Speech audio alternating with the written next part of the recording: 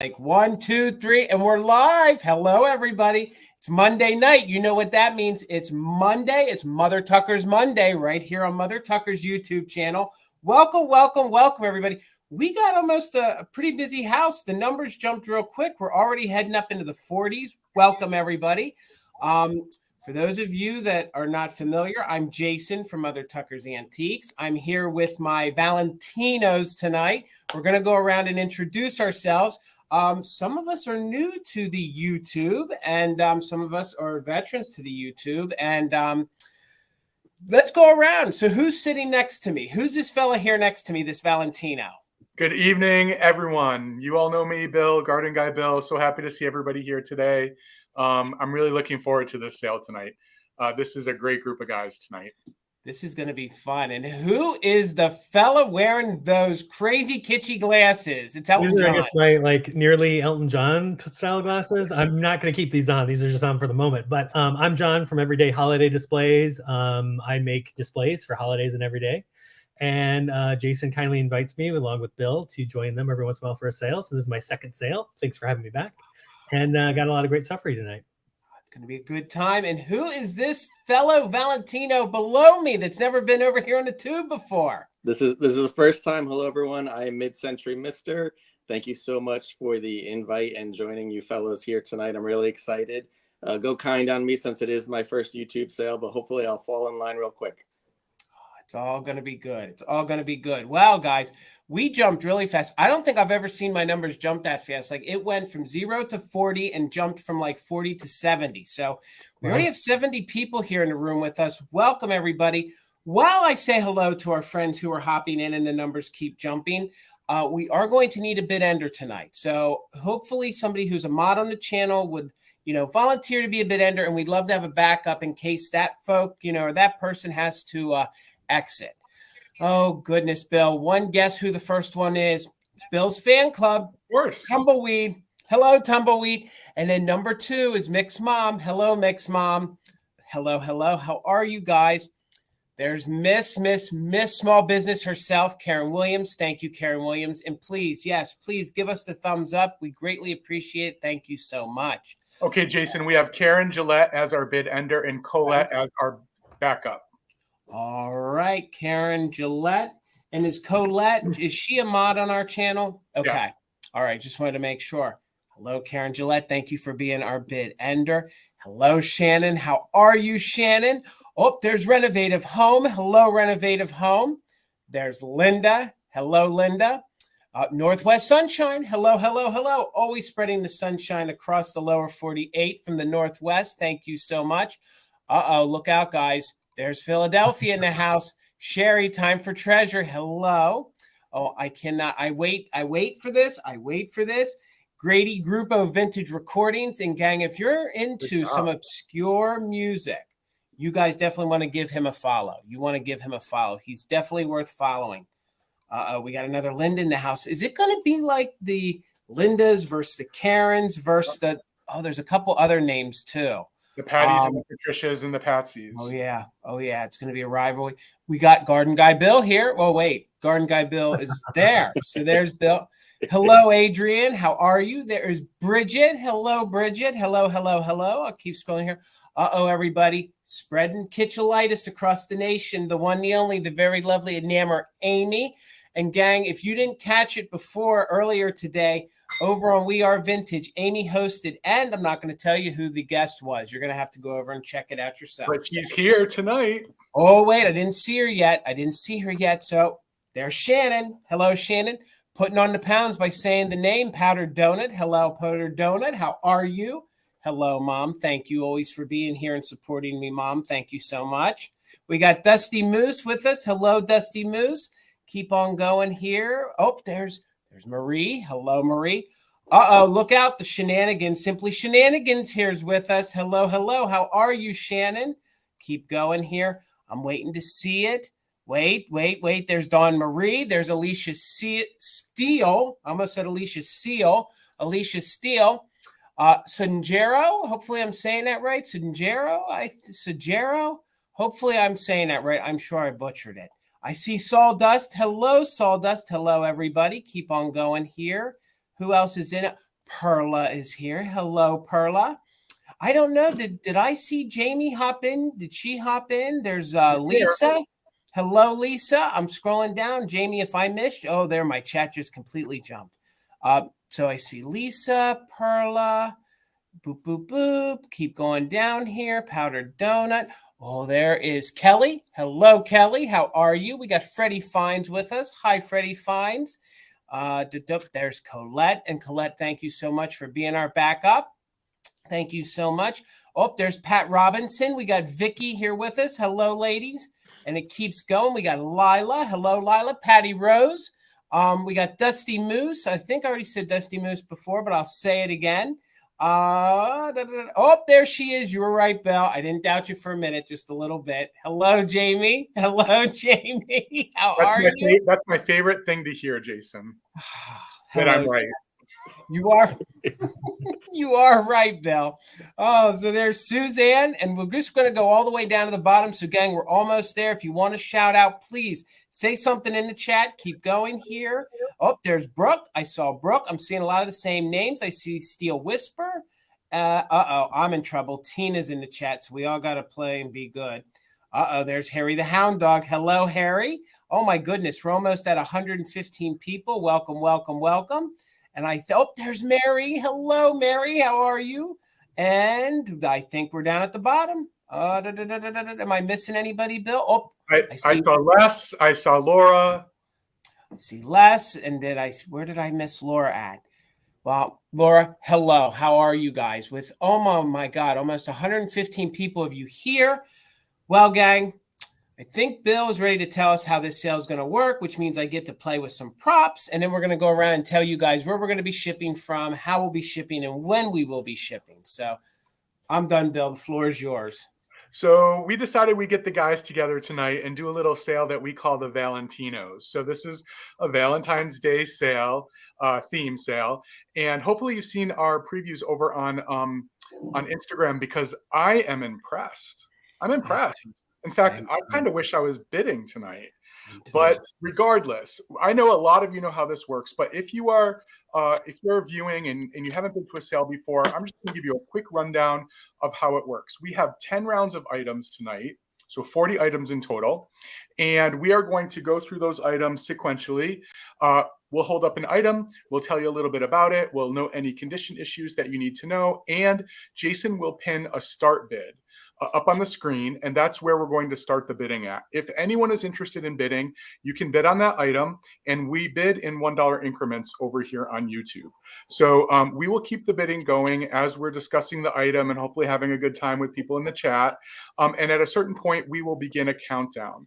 We'll start counting down with 15, but if we notice that there's a big lag, we'll start the countdowns at 20. And at the end of the countdown, we will be looking for a bid end from Karen Gillette. She is the only official bid ender that we will be recognizing, unless, of course, she decides to bid or she needs a break. Then our backup bid ender is Colette. The person with the highest bid at the end of the bid end is the person who will get that item. However, over here on YouTube, we also offer an opportunity for people who really want to make sure they have the best opportunity to get an item that they want to put in their absolute highest bid. And we call that absolute highest bid a just in case. A just in case is something that we ask that you only use during the countdown, and that you only use if you've already put a regular bid before the countdown or during the countdown. We ask that you be an active bidder. The just in case is an opportunity for you to say what your highest bid will be. And if you have the highest just in case at the end of the countdown, we are going to bid you up $1 over the next highest bid or the next highest just in case, which was whatever was higher. And the thing we like to say is be cautious when you're using just in case, because you actually might be paying that highest amount in case someone bid right under you. So that's how that works. A couple just housekeeping things. If you're new to YouTube, it's really important that when you're in the chat, that you're in live chat and not top chat. And you can toggle that at the top of your screen. You won't see everything that happens in the chat if you're in top chat, but in live chat, you will see everything. And if we start experiencing a lag tonight, it might be good for you to refresh every once in a while. On YouTube, the way we refresh is that you actually close the application out and you come back in. I think that's it, Jason. If they purchase from us, we do need some info from them. You're absolutely right. So if you are someone who is new to us, you haven't purchased before, we need these 4 pieces of information from you: your YouTube screen name and your real name. We need your full shipping address and your PayPal email. Those 4 things will allow us to generate an invoice through PayPal to send to you. All 4 sellers on the screen use PayPal. And the other thing you should know about that is you don't need to buy something first before you send us your information. All of our email addresses are on the screen right now. If you would like to pre-register with all of us or any of us, you can just send us that information right now. You might also just want to take a screenshot right now so that you have our email addresses later on, because they won't be there the whole time. But they are all in the description below the video as well. And one quick side note, here in the Northeast, I don't know if you're experiencing it, Brian, but I know Bill did earlier, and I am here in Pennsylvania. We are having some nasty weather come through, some wet snow, and there's some winds with it. So if for any reason anyone's internet should act up and they fall out, we'll get them back in as soon as we can. So if it happens to any of us, and the guy who should have it is Chicago. Apparently, Chicago's fine tonight. So the rest of us are dealing with it in the Northeast. So God forbid anything should happen, and that might mess up our lag a little bit. So once we get a feel for it, we'll just joggle around and get it figured out. So Bill, when will you be invoicing, sir? I am going to invoice tomorrow evening at the latest. And right. Again, you all know I ship from New Jersey. I also offer local pickup at the store. If you're in the area, that's not a problem. And I ship next day after payment. All right. And John, how about you? And where are you exactly shipping from? I am shipping from Chicago, Illinois. I will start invoicing tomorrow. I do have a sale tomorrow night over on Instagram. So if you want to if you buy anything tonight, want me to keep that open, I can do that for you. So I will be finishing up invoices on Wednesday. So by Wednesday late evening, you should have an invoice, and then I'll ship as soon as stuff is paid, as long as my mail carrier picks up the packages that I ask her to pick up, which sometimes she does not, but I will try my best to get them to you as quickly as possible. All right. And Brian, where are you shipping from, and when will you be invoicing? Sure. I'm shipping from Poughkeepsie, New York, and I'll be invoicing Thursday and Friday. I have a couple bigger glass pieces, so I want to make sure I'm getting the accurate weight before I invoice on those. And I'm happy that he mentioned that again. Gang, we all have a lot of ceramics and glass tonight. This is the time of the year that when things get shipped, you want to let them acclimate. So you want to bring them in your house, let them sit. I say let them sit for 48 hours. I know we want to rip those boxes open right away, but they're shipping all over the country, especially if they're coming from any of us in the colder regions, if they're going to a warmer climate or vice versa. So especially your ceramics and your glass, that's when something could occur to them. So you want to let them acclimate. You want to open them very, very slowly. So that was just your quick, the more you know. Yep. And let's get this sale going with about 140 of us in here. We're going to go Bill, then we're going to go John, then we're going to go Brian, and I'll round us out, and we'll just keep on going throughout the sale. All right, guys? All right, here we go. So, How much is your... I saw a few new people come in, so I just want to say hi, Daniel, hi, Leslie, and hi, Katie. Thanks for joining us. John, I'm going to start at $4. Oh, $4. All right. $4. And some of you, if you don't know me, you might not know that I'm a Pixie guy. I love my Pixies and Pixie adjacent things. And this is the only piece of ephemera I have tonight. It's this Pixie-ish trumpet player. But what I love about it is that it's oversized. It's a standee. It's a card and it's a standee. It's in great condition, and it has its original envelope. It's not been used, but look at the glitter on it. He's got a glitter up here on the trumpet, on his awesome outfit. I think he's just fantastic, and he's in great condition. The only condition issue is that someone did bend him, probably me actually, at some point so that he could stand up. I just love him. And he is a duplicate. So that's why he's trying to find a new home. But I just love these guys that, I'm looking at his ears a lot. I don't know if he's a true Pixie or not, but yeah, I can imagine that he is. Yeah. I can imagine that he is, but he's just so great. And again, it's a big one. It is 7.5 inches tall and 6 inches from side to side when it's standing. So really fun. There's a lot of ephemera, a lot of this sort of stuff tonight. So if you are people who who like this sort of stuff. Even if you hang it on a tree, that's what I do. There's a lot coming your way. So I'm just going to start it out nice and small, just with one, no choice. A sweet note for you, Valentine, let me play. Just really cute. All right. Thanks so much, Marie. I see your bid. I'm going to go ahead and start a countdown so we can get this show going.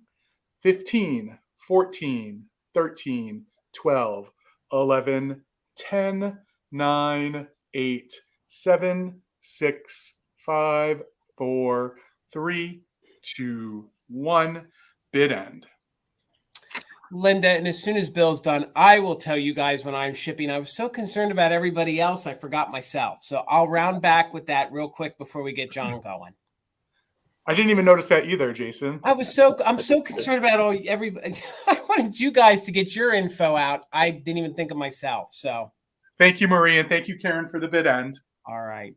John, just bear with me 1 second. Let's pull us back up here. Yep. I will be invoicing for all my sales this week on Saturday. So if you guys buy tonight, Wednesday, or Thursday, I combine everything and you'll get an invoice from us on Saturday. If you need something fast-tracked, just make sure in that email you let us know, hey, close out that box. I want you to ship it. We will pack it and invoice you and get it out usually within 24 or 48 hours of your request. Also, I do free pickup at my brick and mortar. If you're in the central Pennsylvania area, all you have to do is let us know. We can make those arrangements via the email. Let's get back to it. All right, John, how much is your first item? I'm starting this at $12. So I have a set of shakers as as Bill just had. He had a Pixie. These are also sort of wee ones, but they're only half of them. And I love decorating with devils as well during Valentine's Day, because why not have angels and devils in your displays? So these are shakers by Inesco. They both have their stoppers. They're from 1979. You can see that on the bottom. Both of them are marked. They don't have any real condition issues. There's some kind of markings, just kind of where it was made, where there's like little indents. The cute thing is that you might think is a indent, but intentional, are the little belly buttons. They each have little belly buttons, which I think is hilarious on these. The angel has a tiny, tiny, tiny little flea bite at the very top of it. Maybe you can see the very rim of it. But I just love these. I think they're fun and humorous. And I think Inesco doesn't always get the love that it deserves. And especially their items they did in the late 70s to early 80s are some of my favorites. So again, the angel and devil shakers in great condition. Both have the 2 holes at the top. So I guess you can make your choice of whether you want one to be pepper or one to be salt. But again, just a little cute thing to pop in a display is a little bit of wink and a humor. I love these, John. I've never seen these. I mean, we've collected shakers for a while. These are so kitschy and cute. I actually tried to find these, and I didn't see another set of these. So I don't know.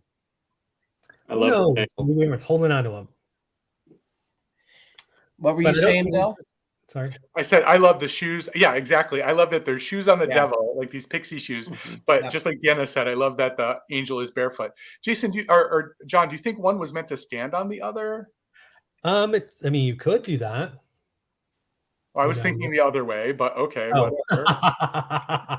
Kind of like vanquishing the devil, is that what you're saying? Where I'm like, the evil one on top. I don't mean to, but why not? These are so great. But I don't see any interest in these, so I will bring these back in the recap and we'll keep things moving. All right, we're going to go real slow because now we're going to find out what the lag's like. So, all right, Brian, before we get into it, how's everything on your chat? Are you able to see your chat okay? And I can see the chat. All right, and your screen looks good. So how much? So. All right, how much is your first item, sir? All right, we're starting at $14. Gotcha. And I've got a set of 3, and I'm not going to hold them all up at once, but set of 3 tiny pots. Thinking of you, remember me, and then I love you. They're 3 inches tall and 3 inches in diameter at the top. No chips, cracks, or breaks on any of them.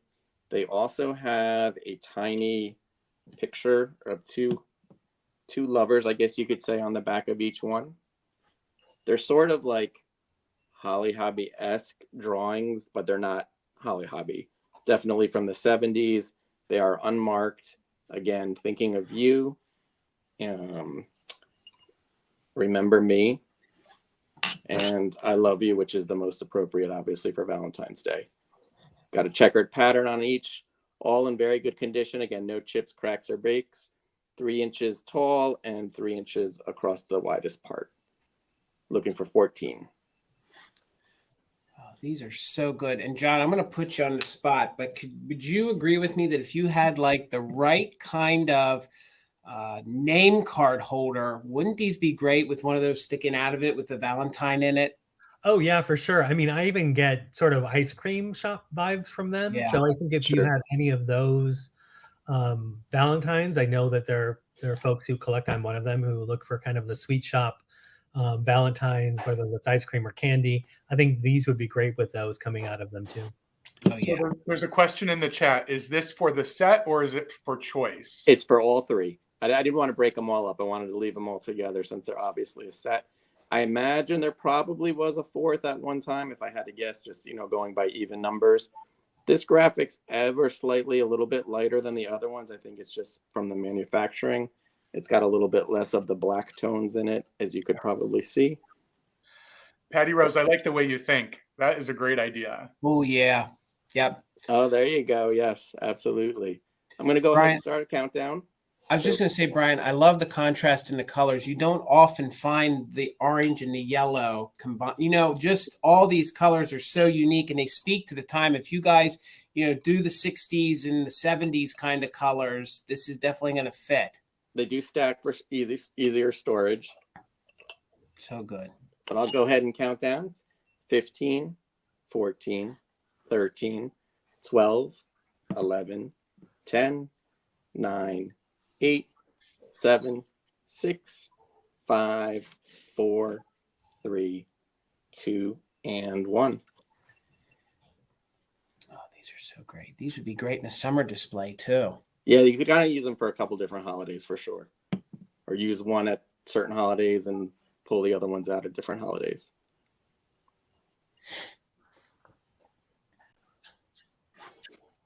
And this is where we're going to meet the lag.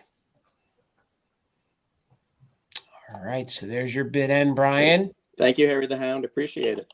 All right, congratulations, Harry. Great score. All right, my first items tonight, it's going to be choice. And it's going to be choice on these stuffed little Valentines that you could give to your Valentine. So this is your first one, $16 choice. It is this cute little stuffed dog. And yes, they did use little push pins. And I do know that that's original because the one that's sealed has a push pin as well. So it has the cute little sash or the little banner that says, "Be my Valentine." And then it has the cute little stuffed dog, which is sewn. He or she is sewn to the pillow. Very good condition. Measures about 4 by 4 at the height, about 4 and 4 wide. So, and I think it would have had a little label on it that said made in Japan, but this one is missing. And it's like that mohair almost like a, oh goodness, I'm drawing a blank. Stife? Yes, like a stife. It has the stife kind of feel on it. Cute little doggy just sleeping with the cute little lashes and the nose. So that's your first little choice for $12. Your second one, and I've had one of these before and it's been completely faded, but I actually have one in its original pack. And this is a little Valentine's Day pixie. And I know there's going to be a glare on here. So you can see it has the little rubber face. It has its original price tag on it. It still has its original made in Japan. And it has its little sash that says My Valentine. And you can see that they used a push pin right there to hold him or her feet in. Of course, the body's made of felt.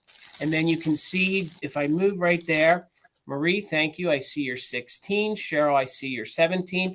You can see the cute little cap right there on the little pixie. So, again, every time I seem to find these, they're always extremely discolored.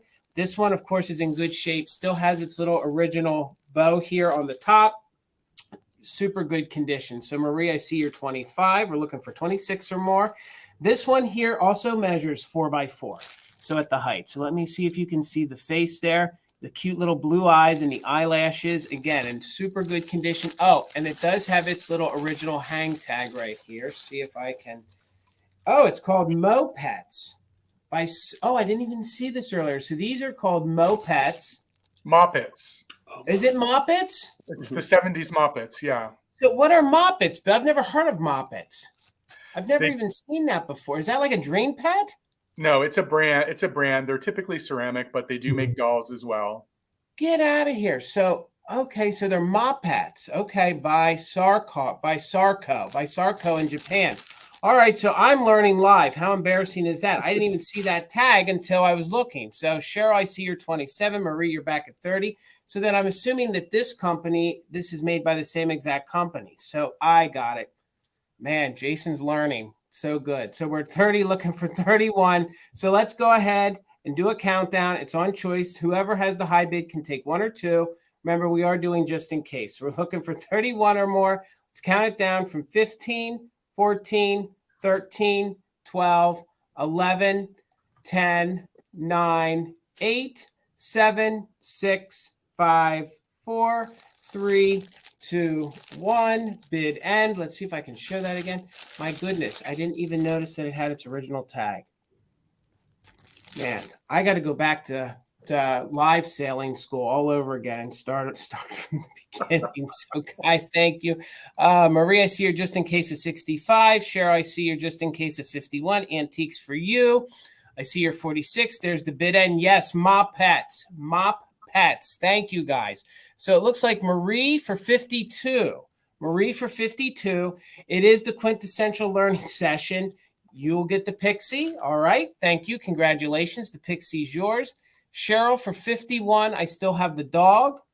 And then if Cheryl takes a pass, then it looks like Antiques for you would be next. So Cheryl, let me know at 51 if you were interested in the dog. If you weren't, that's fine. Just say pass. And then after you again, Marie, it would be Cheryl. It would be Antiques for you. So Cheryl, just waiting on you. Let me know if you're interested. She took a pass. All right, thank you. So then let me know Antiques for you if you're interested. And I think those were our only active bidders. Yes. So I'll watch the chat. We'll get you going, Bill. Antiques for you if you're interested at 46. Just let me know. If not, we can bring it back during the recap. So, Jason, this is going to start at 25. And in the short period of time I've been, Lori's passing. In the short period of time that I've been selling online, I've never brought a piece of this type of glass. And I'm sort of obsessed with this design. It's so gorgeous. So this is a Depression era glass bowl in a geometric Art Deco pattern. And it's made by Fostoria, designed by George Sakier in 1929. And Fostoria made these between 1929 and 1936. They stopped making them. And it's just a beautiful, beautiful bowl. And initially, it would have come with 4 smaller versions of this bowl. It was meant to be a serving piece. And it's actually, if you're a collector, it's available in 6 different colors. Let me see if I can remember. There's a green, there's a topaz, there's ebony, which is really beautiful. There's a clear, and then there's a blue they call azure. Azure? I don't know how you say that. How do you say that? Don't ask me, Bill. John's supposed to know the word. John's supposed to know the word. I say azure, but I don't know that that's correct either. Yeah, azure. Yeah, but it's just, look at it when you like rotate it, like all the different sort of things that it looks like. It's just so beautiful. So in addition to the larger bowl, which I have here, and it is 2.5 inches tall, 8 inches across. There is the smaller bowl as well, and then there are candlesticks, and the candle holders are the smaller bowl with the candle holder on the inside. So it's the same design, but again, this is like when the period of time when the designers were using mathematics to design things, the Art Deco period. So there's a lot of like math that went into the design of this beautiful piece. I mean, if you look at just as you turn it around, and again, I'm not a big Depression era glass lover, but this is pretty amazing, and it's in the pink color. So just a nice little addition to your collection. There are no chips, no cracks, no condition issues. Anything that you see that looks like it might be something right now is really just a reflection in the light. Just really nice. Jason, have you seen this before? I just was going to say it. I've never seen this before. And we sell a lot of Depression glass at Mother Tucker's. I've never seen one of these before, Bill. This is amazing. You know, I hadn't seen it either until a few months ago when I found it, and then when I started researching, this is actually a lot. A lot of people collect this. I didn't know there were so many different colors, and I didn't know there were other size variations too. It wasn't. I guess what I would say is it wasn't a difficult piece of glass to research. Okay. So there's it's a lot really known about it. sought Yeah. after and known. Okay. This I've is never great. seen it. Never seen it before. The funny thing is, I've asked a couple other glass people that I know. In fact, the place where I got it, the husband and wife who own the place are also really into glass, and they couldn't even identify the manufacturer. And she knows everything about glass. But anyway, just really, really, really beautiful. This is great because it fits everything from deco to mid-century to 50s to even modern. You know, whatever you decorate with, it's going to fit well. Yeah, you're right. The collaboration between Sekier and Fostoria was a limited period of time. And Fostoria stopped making them. And I think part of that was that he moved on. I'm not entirely sure about that, but I do know that it was a limited collaboration. Anyway, thanks to everyone for your bids. I'm going to go ahead and start a countdown on this beautiful pink Depression era glass. We're looking at 27 or more. 15, 14, 13, 12, 11, 10, 9, 8, 7, 6, 5, 4, 3, 2, 1. Bid end. Yes, Shannon, it is pink. This is the pink color. Oh, goodness, they all came in. And pink always doesn't look pink in my house because all my lights are pink because they're plant lights. So it makes other things not look pink, believe it or not. But it is pink. So Karen, thank you for the bid end. Looks like we had some people come in at the end. Shannon came in with 27. Yvonne came in with 28. But Mary came in with a just in case of 35. Thank you, everyone. Mary, this is yours for $29. Thank you. Congratulations, Mary. All right, John. I love learning stuff too. Me too. This is going to start at 25. Gotcha. Similar to Bill's, I'm also doing a dish of sorts, but from a manufacturer, glass maker everyone knows and loves. This is a piece of Viking glass. This is the lipped bonbon bowl. This was number, let's see, do I have the number on it? I don't have the number on this, but it was manufactured between 1960 and 1964 because it was not in the 1965 catalog. The dimensions on this are 3 1/4 inches high, or sorry, 3 3/4 inches high. It's 6.5 inches in diameter, and then 2 inches at the base. The base does glow a little bit, just because if you know Viking's red glass, typically it kind of glows as sort of an amberine at the bottom. But I just love Viking's reds. There's just something about them. I always refer to them as sort of like the cherry jello. If you know when you're making jello and it hasn't quite solidified yet, it's that same lovely color. I love the shape of this too. I have a small collection of the different bonbon and shapes and sizes that Viking did. So I'm giving this one up because I have the red that I have in my collection is actually from my husband's grandma. It's the handkerchief version. And so one red in, that one will stay, and this one needs to find a new home. And what perfect time to share this love for Viking and these bonbons than Valentine's Day. Now, does anybody know, am I to believe where that lip is? Is that where the thumb goes in to carry it? Because I know some of the bonbons, that's what that's for. Yeah, that I don't know. I just love the little dip in it. Does Bill, do you know? No, I was saying hi to Lisa. Sorry. Yeah, I do not know. I do not know. Like last week, I didn't know that in the divided dishes that the middle was supposed to be the carry. Yeah, I watched that along with you guys, and I learned something that night too. I had no idea. I was thought, oh, it's just the little divider piece. So like, whatever's on one side doesn't smell on the other, which is true. But it's also neat that there's utility to that too. I mean, I guess you could, you know, like I guess you could. And what I love about these is they're the right size for a tea light too. So they make great little ambiance. What I love too, I mean, if you're gonna like me, you know, think about starting collections of different Viking, because I don't really have the room or the space to do the swung vases, which is why I gravitate towards the smaller pieces that Viking does. But you kind of always have that sort of awkward space if you have TVs and things where you need kind of like have the space to fill, which is really nice if you've got something like this to display your collection, especially colored glass along the bottom is really nice. So again, looking for 25 start on this, but I don't see any interest. So I will bring this back in the recap too. Thanks so much. All right, we're just going to wait a moment for the lag here, and we'll get you over, Brian. How much on your item? All right, mine's 38 start bid. Okay. I'm going to bring another piece of glass. We'll make a trifecta of glass. This is a 12 inches tall, 6 inches wide, Jack in the Pulpit. It is signed by Kenneth Marine from 1989. If I can find it on the bottom here. It's probably not going to come through. It's not, but it's etched, and it does say 1989 on it. There's no chips, cracks, or breaks in it. 12 inches tall from 1989. Kenneth Marine signed. No issues or damage. Again, it's very hard to see right here from when the glass was made. It almost looks like a little bit of amber in color. Must have been how it was fired or processed, but it's not. It doesn't crumble off. It looks like it would kind of just come off with your finger, but it does not. I just wanted to point that out. It's you don't notice it when it's sitting or anything like that, but it's just I think it's from firing or whatnot. This 30 is started. Kind of hard to show the whole thing in one frame here.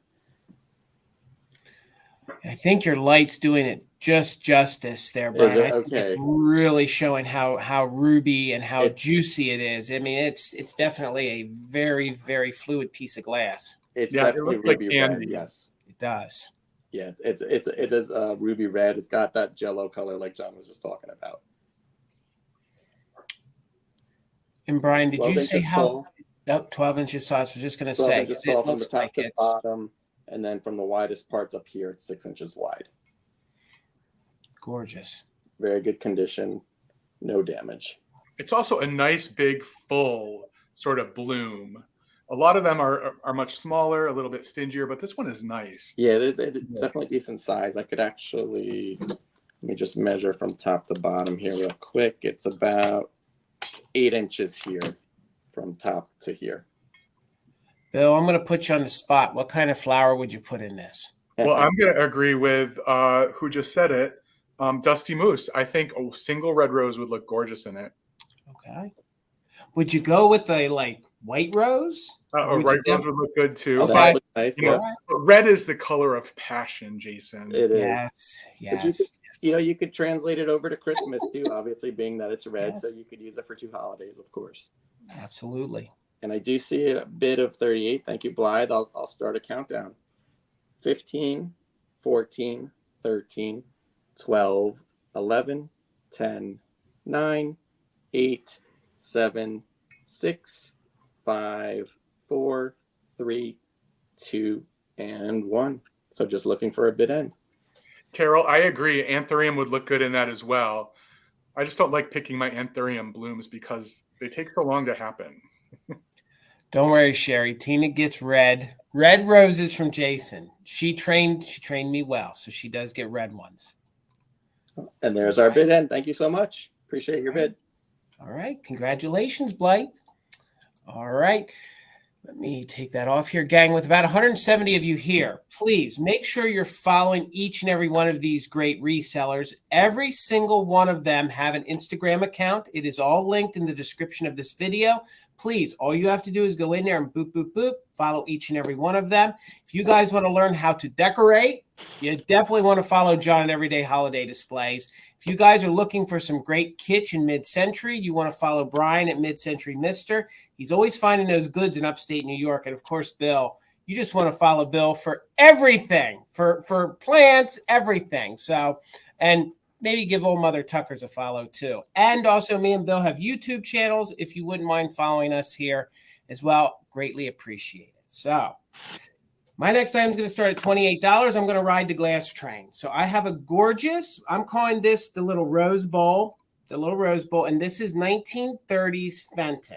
And I think this is a gorgeous, classy piece of glass. What I love about this is, and I've sold this swirl pattern by them before. This is a 1930s Fenton Cranberry Optic Swirl Rose Bowl. But what I love about this one is I've never had one so saturated here in the bottom with the cranberry. So you can actually see like the blob of the glass and how it swirls. So I think this is really great. I think it gives it a good look, gives it a good effect. The fact that that heavier, darker, concentrated cranberry is there in the bottom, I think it makes the pink look even richer. So, of course, that would be unique to just this piece. Usually every time I find this pink optic from them, it's never been like that. But I think that makes this a very unique piece. I think this would look great in your Valentine's Day display, especially in your spring display if you guys love pinks. It's in very good condition. There's no damage at all to the ruffles. It's good and clean, as you can see. I don't think there's been any, water really put in it. I don't think that there's no stains of that from hard water. This measures just about 3.5 inches tall. So it is a nice sized piece. And this is 1930s Fenton glass, which this is really, really collectible. One time this flew off the shelves at my store every time it came in. And it's more seen in what they call the coin dot, is a more common pattern. The swirl, you don't find it that often, I would say. I don't know if they made it equally, but I know I see the coin dot 2 or 3 times, more than just this. So you can see the gorgeous opalescent here on the top, the white. I think it gives it a great effect. I just think this would look great with your Valentine's display.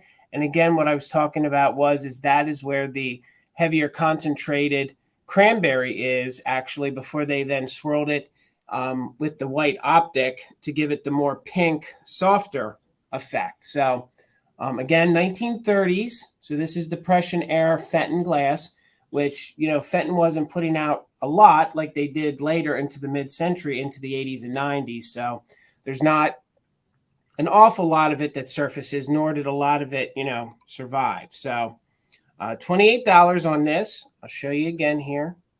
Look at that swirl pattern. I think it's just gorgeous. The swirls look perfect. They do, especially for Depression era glass. And they were still perfecting a lot of the things they were doing, coming out of the early part of the century with glass, before they really got into making, more mass production into the 50s and 60s and so on. So, but you can see the lace, really, really gorgeous. Gorgeous piece of glass. So we're just looking for 28, but if there's no interest, that's okay. We can bring this back during the recap. Again, it is Fenton, and I just want to show you there the bottom. You can see that the bottom is polished. Oh, Susan, thank you so much, Susan. I see you're 28. So we're looking for 29 or more. Jason, Grady was talking about how amazing it is to see some of these pieces that are still intact. And I think, especially for the 30s and 40s pottery, we are just starting to see some of these really beautiful pieces that are in great condition coming out of collections that were single owner collections, because it's the time that children would be, moving along their parents' or grandparents' items. And I have to tell you, every time, especially with the brick and mortar, having your ear to the ground, I'll tell you, a lot more of the 20s and 30s things are starting to move out the door just as fast as the mid-century, almost equally. So there's this resurgence in this 1920s, 1930s Nouveau Deco feel that I really think, if you think about it, when you complement this with modern decor, I think it fits beautifully. So if you had a mid-century home, I think this would look great in it. Maybe some folks would think it's too fussy, but I think they do work well together in the right setting. So Susan, we're 28 with you. Let's go ahead and do a countdown. Remember, gang, we are doing just in case. So, Susan, you might want to pop one in if you want to, in case someone comes in at the end. So let's go from 15, 14, 13, 12, 11, 10, 9, 8, 7, 6, 5, 4, 3, 2, 1. Bid end. And you guys are right. That is almost perfect. In between spacing there, like sometimes I think they did it better in the earlier glass than they did the later glass. They got kind of sloppy, I think. All right, so you didn't need that. All right, Susan, thank you. It's yours for 28. Thank you so much. All right, Bill. Oh, now I want pink taffy. That's a great idea. Oh, yes. So, Jason, this is going to be 15 for choice. Okay. And I have this love mug that John's been drinking out of the entire time we've been here. So I love this thing. I grabbed it a few months ago and saved it for this day. Yeah, it's really, really fun. So maybe somebody here on the screen or someone in the chat knows. I tried to identify the maker. A lot of people are calling it glass bake, but it is not marked. But a lot of the glass bake mugs aren't marked. So I'm guessing that it is the butterfly mugs that maybe you remember me selling a week or two ago were also unmarked, but they were glass bake as well. But this is just such a fun design with the love making the shape of the heart. Just really, really fun. And I have 4 of them. And, you know, it's always a dilemma whether or not to keep them together or split them up. But I think this is the sort of mug that someone may only want one or maybe a pair of. So I didn't want to force the whole 4-set issue on people. So they are in great condition. Again, no chips or cracks. The paint is in really good condition. I can't say that you're not going to see a pinhole here or there, but I do not believe they've been in a washing machine. I don't think they've been in a washing machine. I'm pretty sure they haven't been in a washing machine. They probably also haven't been in a dishwasher. I don't think they're exactly the brilliant luster red that they were when they were first made. You know, they're decades and decades old, but they are in good condition, and all 4 look pretty much the same in terms of condition. So they're 3 inches tall, so they're a nice good size. I keep showing you something, but it's the same thing each time, just a different You're mug. a magician, Bill. You're a magician. Amazing. And if you He saw, only has 1 mug. Oh wait, now he has 2. I was like, he only has 1 mug. they do stack, and they look so good in a stack. Brave stacking them. Yeah. And Bill.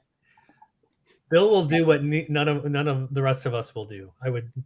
No. Well, you all know that I have a padded desk, right? I have padded my desk for days like this. And I have a cat on the floor, so the cat maybe will break the fall of anything that falls. So really, really fun. Again, I knew that the day that I got these, that they were coming to a Valentine's Day sale. I don't find like sort of this pop art stuff very often where I am. So when I do, I like to grab it. All right, so it looks like we have a little bit of interest. I'm going to go ahead and start a countdown. Remember, this is choice. So you're bidding on 1 and you can take multiples up to 4. I told you he was here. He's interrupting now. Buddy. All right. So we're looking for 21 or more. 15, 14, 13, 12, 11, 10, 9, 8, 7, 6, 5, 4, 3, 2, 1. Bid end. And I love calling them the love mugs because it makes me think of the love bug. Oh, yeah. You remember the love bug? Oh, yeah. Herbie. Absolutely. Good old Herbie. Good old Herbie. I love them movies. I wanted a Volkswagen in the worst way when I was a kid. Same here. Yep. All right. So there's the bid end. Thank you so much. So Mary came in with a just in case of 30. And the next highest bid was Mary. So Mary Kitchmas came in with a just in case of 30. The next highest bid was her 20. So Mary, you have first choice at 20. Let me know how many you would like. 1, 2, 3, or 4. And then Mary, you have backup. Mary Ray, you have backup at 19. And then Powdered Donut has backup at 18. And I think those were the only bidders we had. You bet. And Mary, it's good to see you over here. All the Marys, it's good to see you over here. But Mary Kitchmas, welcome. So Mary's going to take 1. Fantastic. So Mary Ray, let me know how many you would like. There are 3 remaining at your bid of 19. Those love ones always remind me of Philadelphia because of that love statue they have. Yeah, someone mentioned, Bridget mentioned Love American Style. That's what I think of too. Yep. So Mary's also going to take 1. So Powdered Donut, I have 2 left. Let me know if you would like 1, 2, or none, because maybe you wanted all 4. All right. So Powdered Donut's going to take 1. Thank you all. And I think that was all you had, Bill. Yes, I love it. Okay. All right. John, how much is your next item, sir? Starting a choice for 4. This is a massive choice round. So As Jason mentioned at the beginning of this program, we have some ephemera for you tonight. I have some Valentines. These are all Rosen Valentines, and Rosen's the candy company, and all of these are the ones that would have had the flat lollipop that would go into them. So they're a little bit of a thicker cardstock. These all measure 4 inches by 5 1/4 inches. So 4 inches across, 5 1/4 inches tall. And I have multiples of some of them. Some of them I only have one of. So your first choice is the deer. I have one deer. This is starting at 4 for choice. I have the space boy. I have just one of those. I have the blonde girl. The blonde girl, I have 3 blonde girls. I love these. My heart flips for you. So it's talking about kind of like the grooviness of these. You can tell through the ones I'm going to show kind of different eras too. So this whole thing, my heart flips for you. I just love the design on these. Freddie, I see you at 4. Thanks so much. Looking for 5 or more on choice. Then I have a redhead. The redhead is the Why String Me Along. I have 3 redheads. Antiques for you. Lori, I see you at 6. Then I have the brunette, Valentine. I have 4 of her. Oh, won't you be my Valentine? She's got a little crazy expression on her face. She's fun though. She does. She does. I just have one of these. This is the cat. It has a little bit of damage. This is the only one that has that kind of tearing. I don't know why that is on this one, but I brought it because I only had one and I haven't seen this very often. So I brought that. This I feel is like definitely the later of the Rosens, just because of the look and feel of this one. So just one of the cats. Then I have the clown. I just have one clown. And I know we're not all fans of clowns. I'm not necessarily a fan of this clown either, but he says he's not clowning around. So I would take him at his word and do whatever he says. So I just have one of those. And then the train, I sure give a toot for you, my Valentine. I have 4 trains. So going through them again, the train for the clown, I have 1. The cat, I have 1. The brunette, I have 4. The redhead, I have 3. The blonde, I have 3. The space, I have 1. Maria, I see you at 7, looking for 8 or more in choice. And the deer, I have 1 of. So hopefully we can make this work as we go through a countdown and then figure out if you're bidding, would be helpful is put in the comments what you might want if you end up being the high bidder if it comes to you. So we'll start that countdown at 15, 14, 13, 12, 11, 10, 9, 8, 7, 6, 5, 4, 3, 2, 1. Bid end. So looking for 8 or more on choice or the bid end. You know, John, in this gang that you have, the clown doesn't scare me. It's the one with the crazy eyes and the little yellow skirt. Kind of like, she's the one that scares me a little bit. She's so great. Lori, I see you in at 13. Freddie, I see you at 8. So looking for 14 or more on choice. And there's Karen's bid end.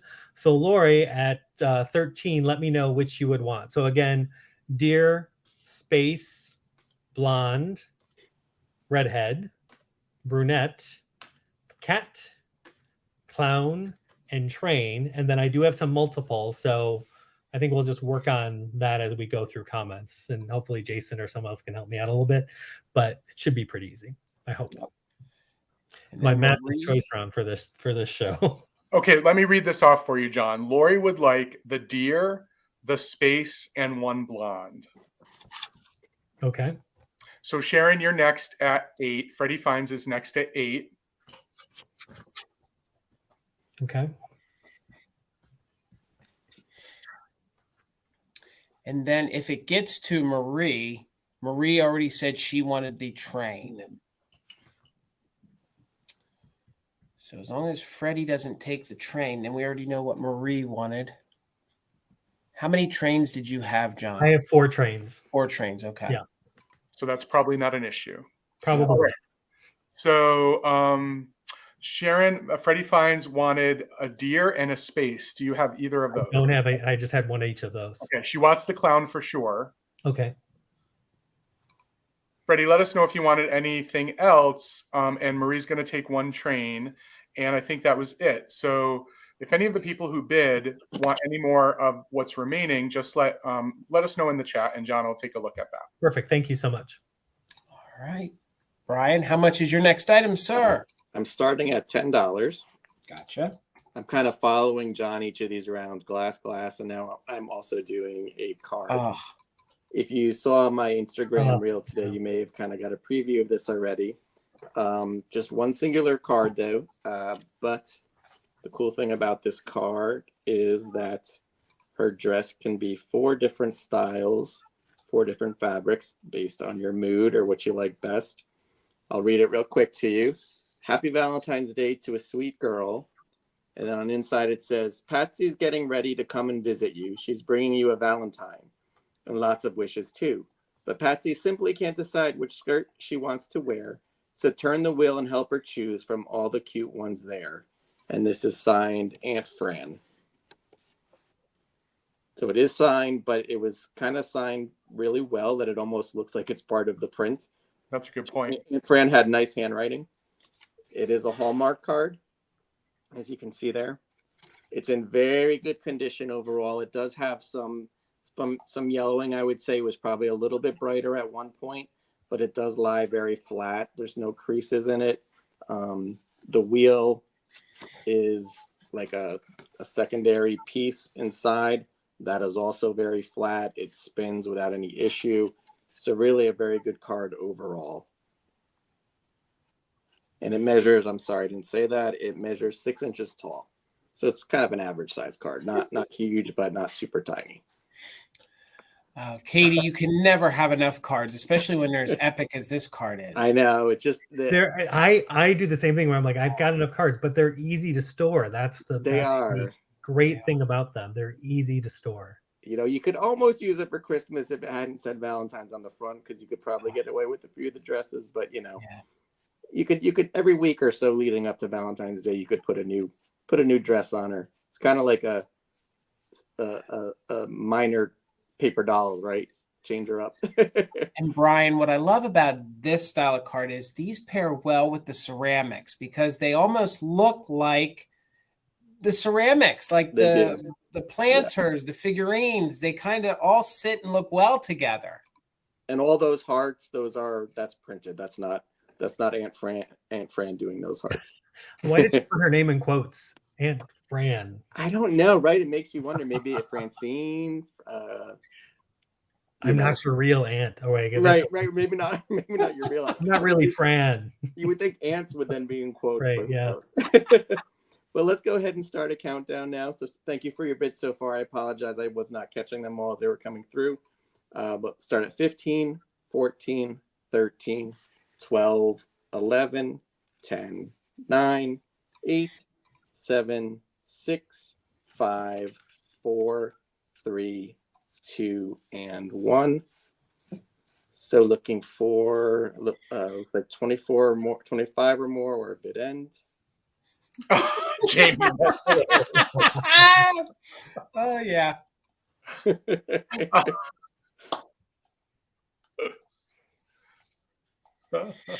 That's terrible if your dad, like that's the thing we've seen with some of these cards where they put the mom or the dad in quotes. You're like, are you mine? Yeah, that's true, right? Yeah, like that.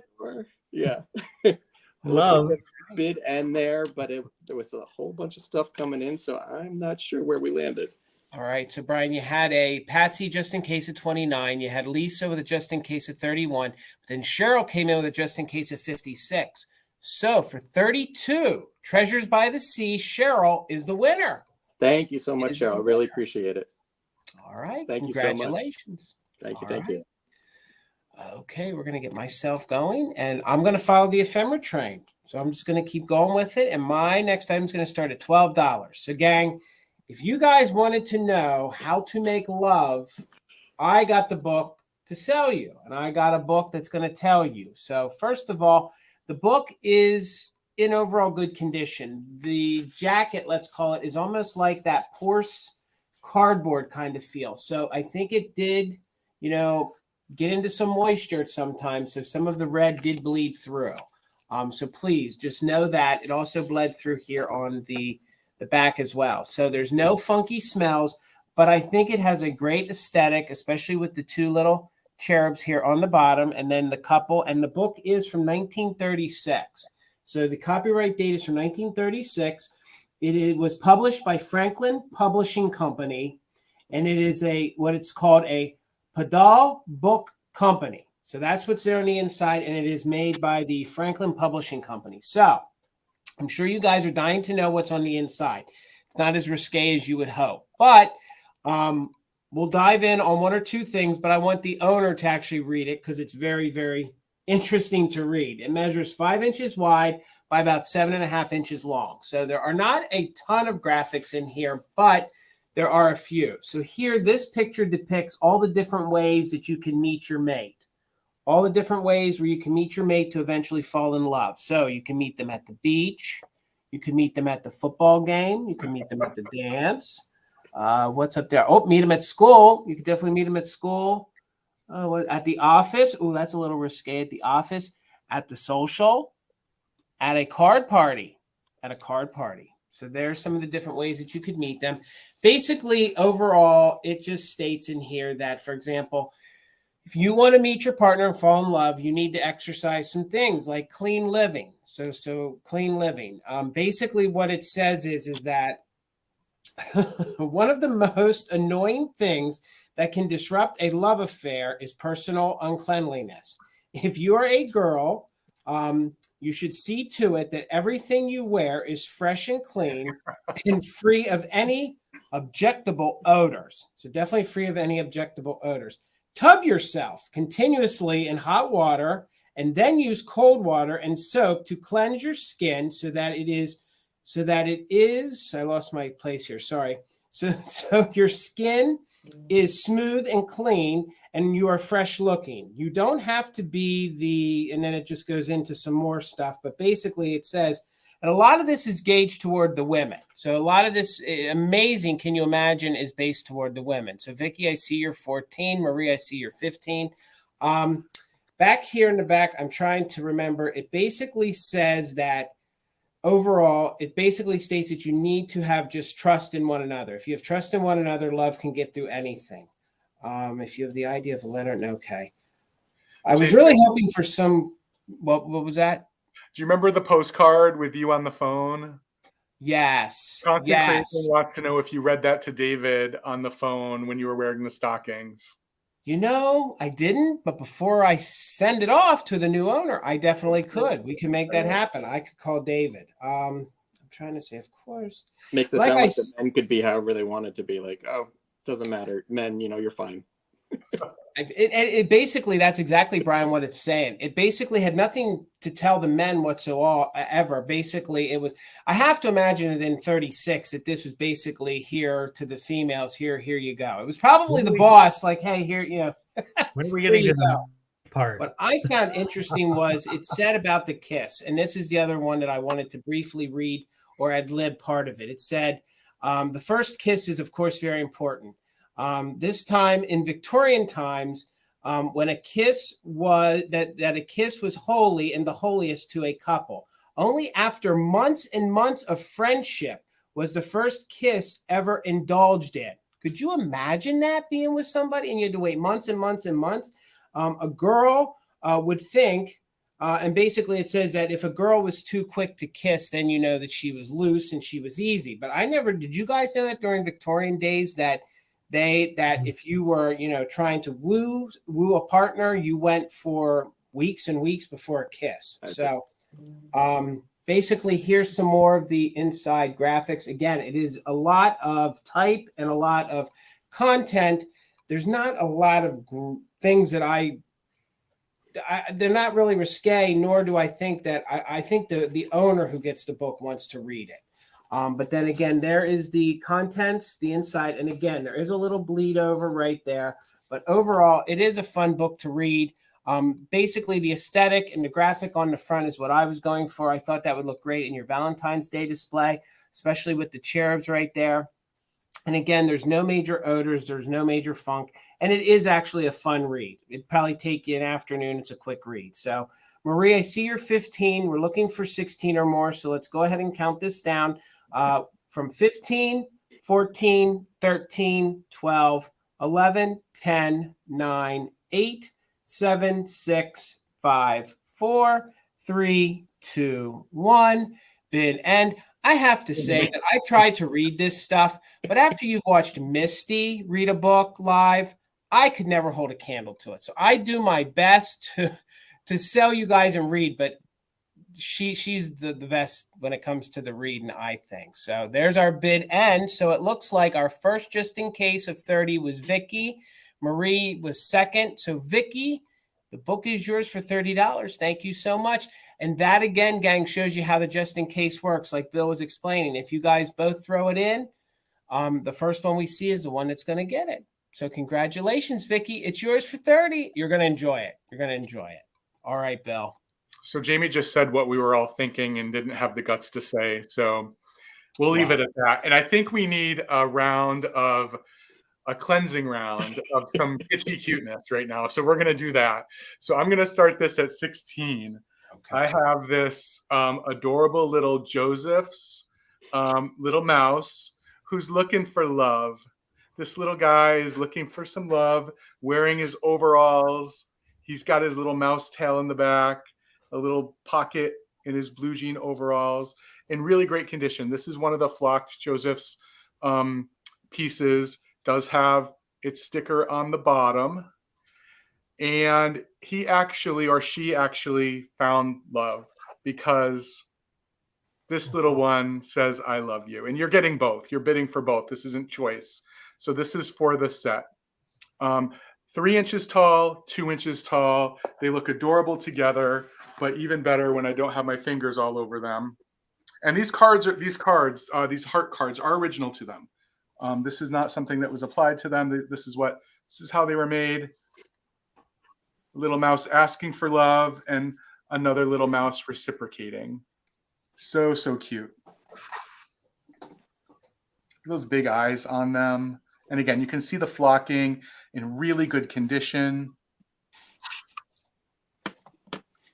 Hopefully making us think thoughts very different than what we were presented with in the last round.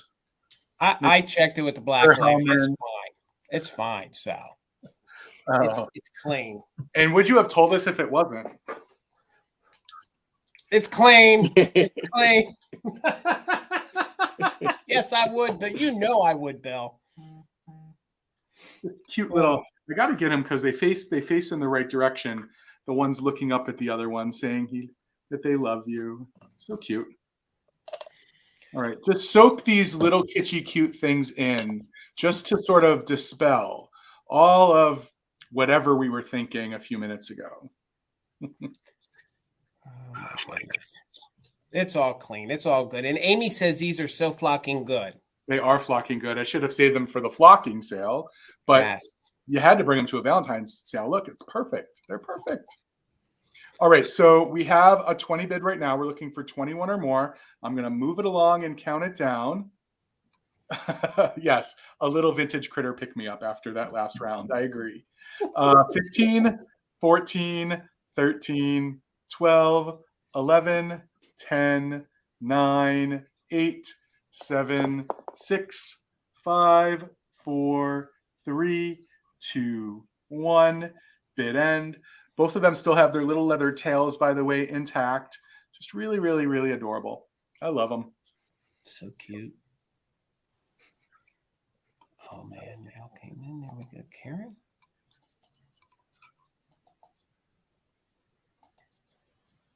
All right.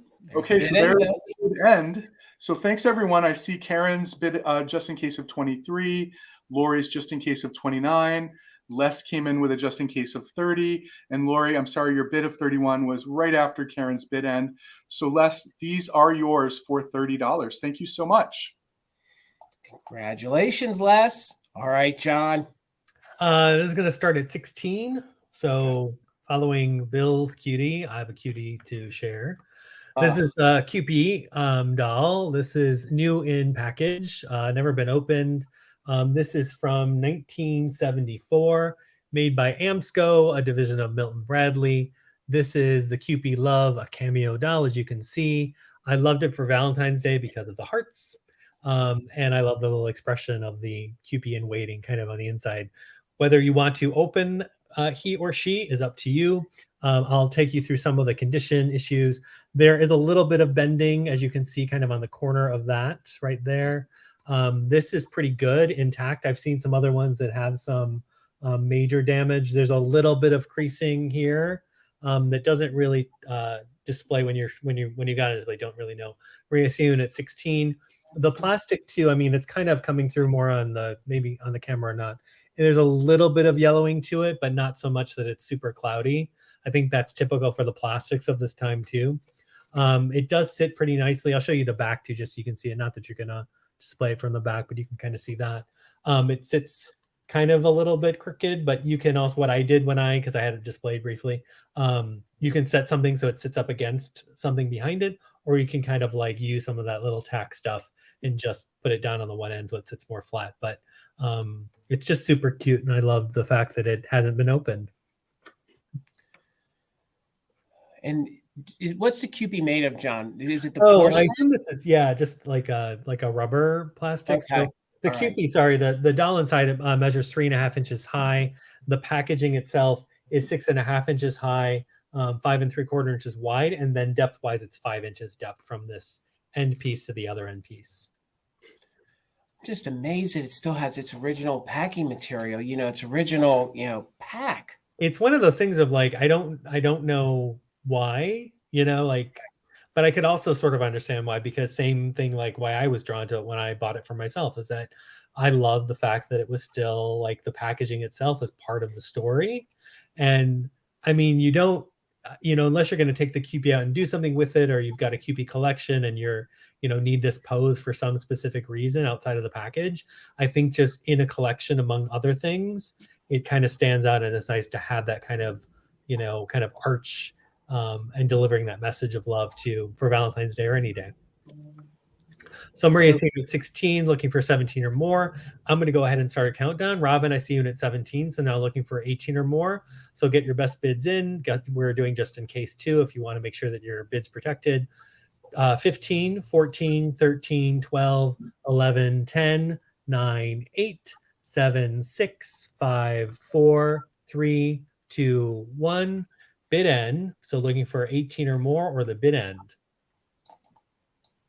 So Lisa was at 18. So we're looking for 19 or more. Marie's back in at 18, right? Marie wasn't at 18. Yeah. Lisa came in at 18, but we're looking for 19 or more. Robin's in with Lisa's in for 19. Then there's the bid end. Sorry, Robin, you're just in case came after the bid end. So Lisa, this is coming to you for 19. Thanks so much. Congratulations. All right, Brian. All right. My starting bid is 38 on this. Gotcha. And I have a red Mary Maid clothes sprinkler. While not necessarily Valentine's Day related, it is that good red though that you could mix it into your Valentine's displays pretty well. Very figural in nature. And really what kind of stands out, as you can probably see, is that it does have its original label. Most of it is intact. Just a little corner here that's missing. So a good portion of the label is on there. I didn't actually see too many with the labels, so that's why it's a little bit unique to me, at least. I'm going to zoom in a little bit. Hopefully you can kind of see there is a little bit of paint loss here on the white, or it was just applied a little bit more lightly than other parts. There's a little bit on the tip of the nose and just a few little specks on the face, but overall in pretty good shape. No cracks or damage. The top does come off without issue. It's just a softer plastic. I'm not going to take it off right now, but it does snap on. She measures 6.5 inches tall. Again, pretty good paint overall. Hopefully you can kind of see the face paint there. A little notch missing on of paint missing on the eye. A little bit, very just light. I don't know if it's just paint worn over time, if it wasn't applied, super well. Again, here it's a little bit, you can kind of see the red plastic coming through, but really the sticker is kind of the standout piece of this particular part. I think it's the first time I've seen it with one with a sticker. Oh, really? Yeah.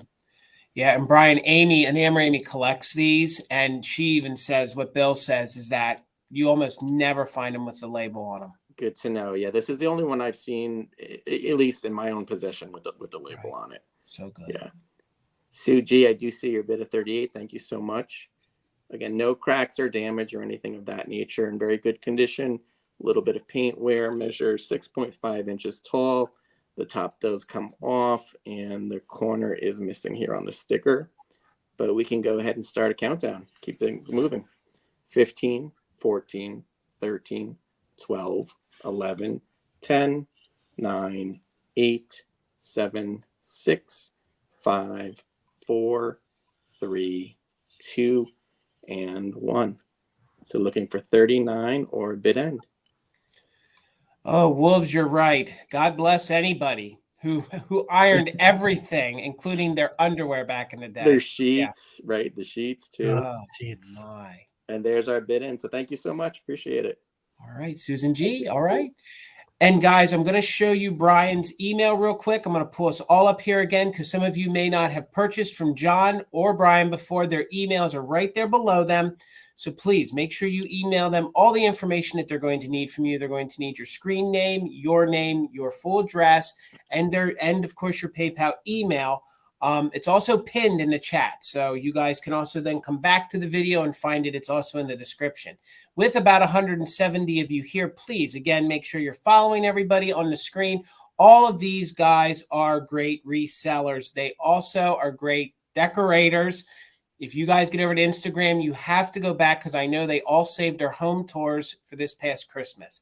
If you guys really, really want to see some great Christmas tours, you need to see John's, Brian's, and Bill's because they are epic. And if you guys don't collect Christmas after you watch one or all of theirs in the replay, you're going to want to make sure you're following them because you're going to want to buy Christmas from them. So, again, please make sure you're following all them, especially the home tours. You want to go back and watch them because they are really, really good. Really Thank you. That's really nice of you to say. Thanks.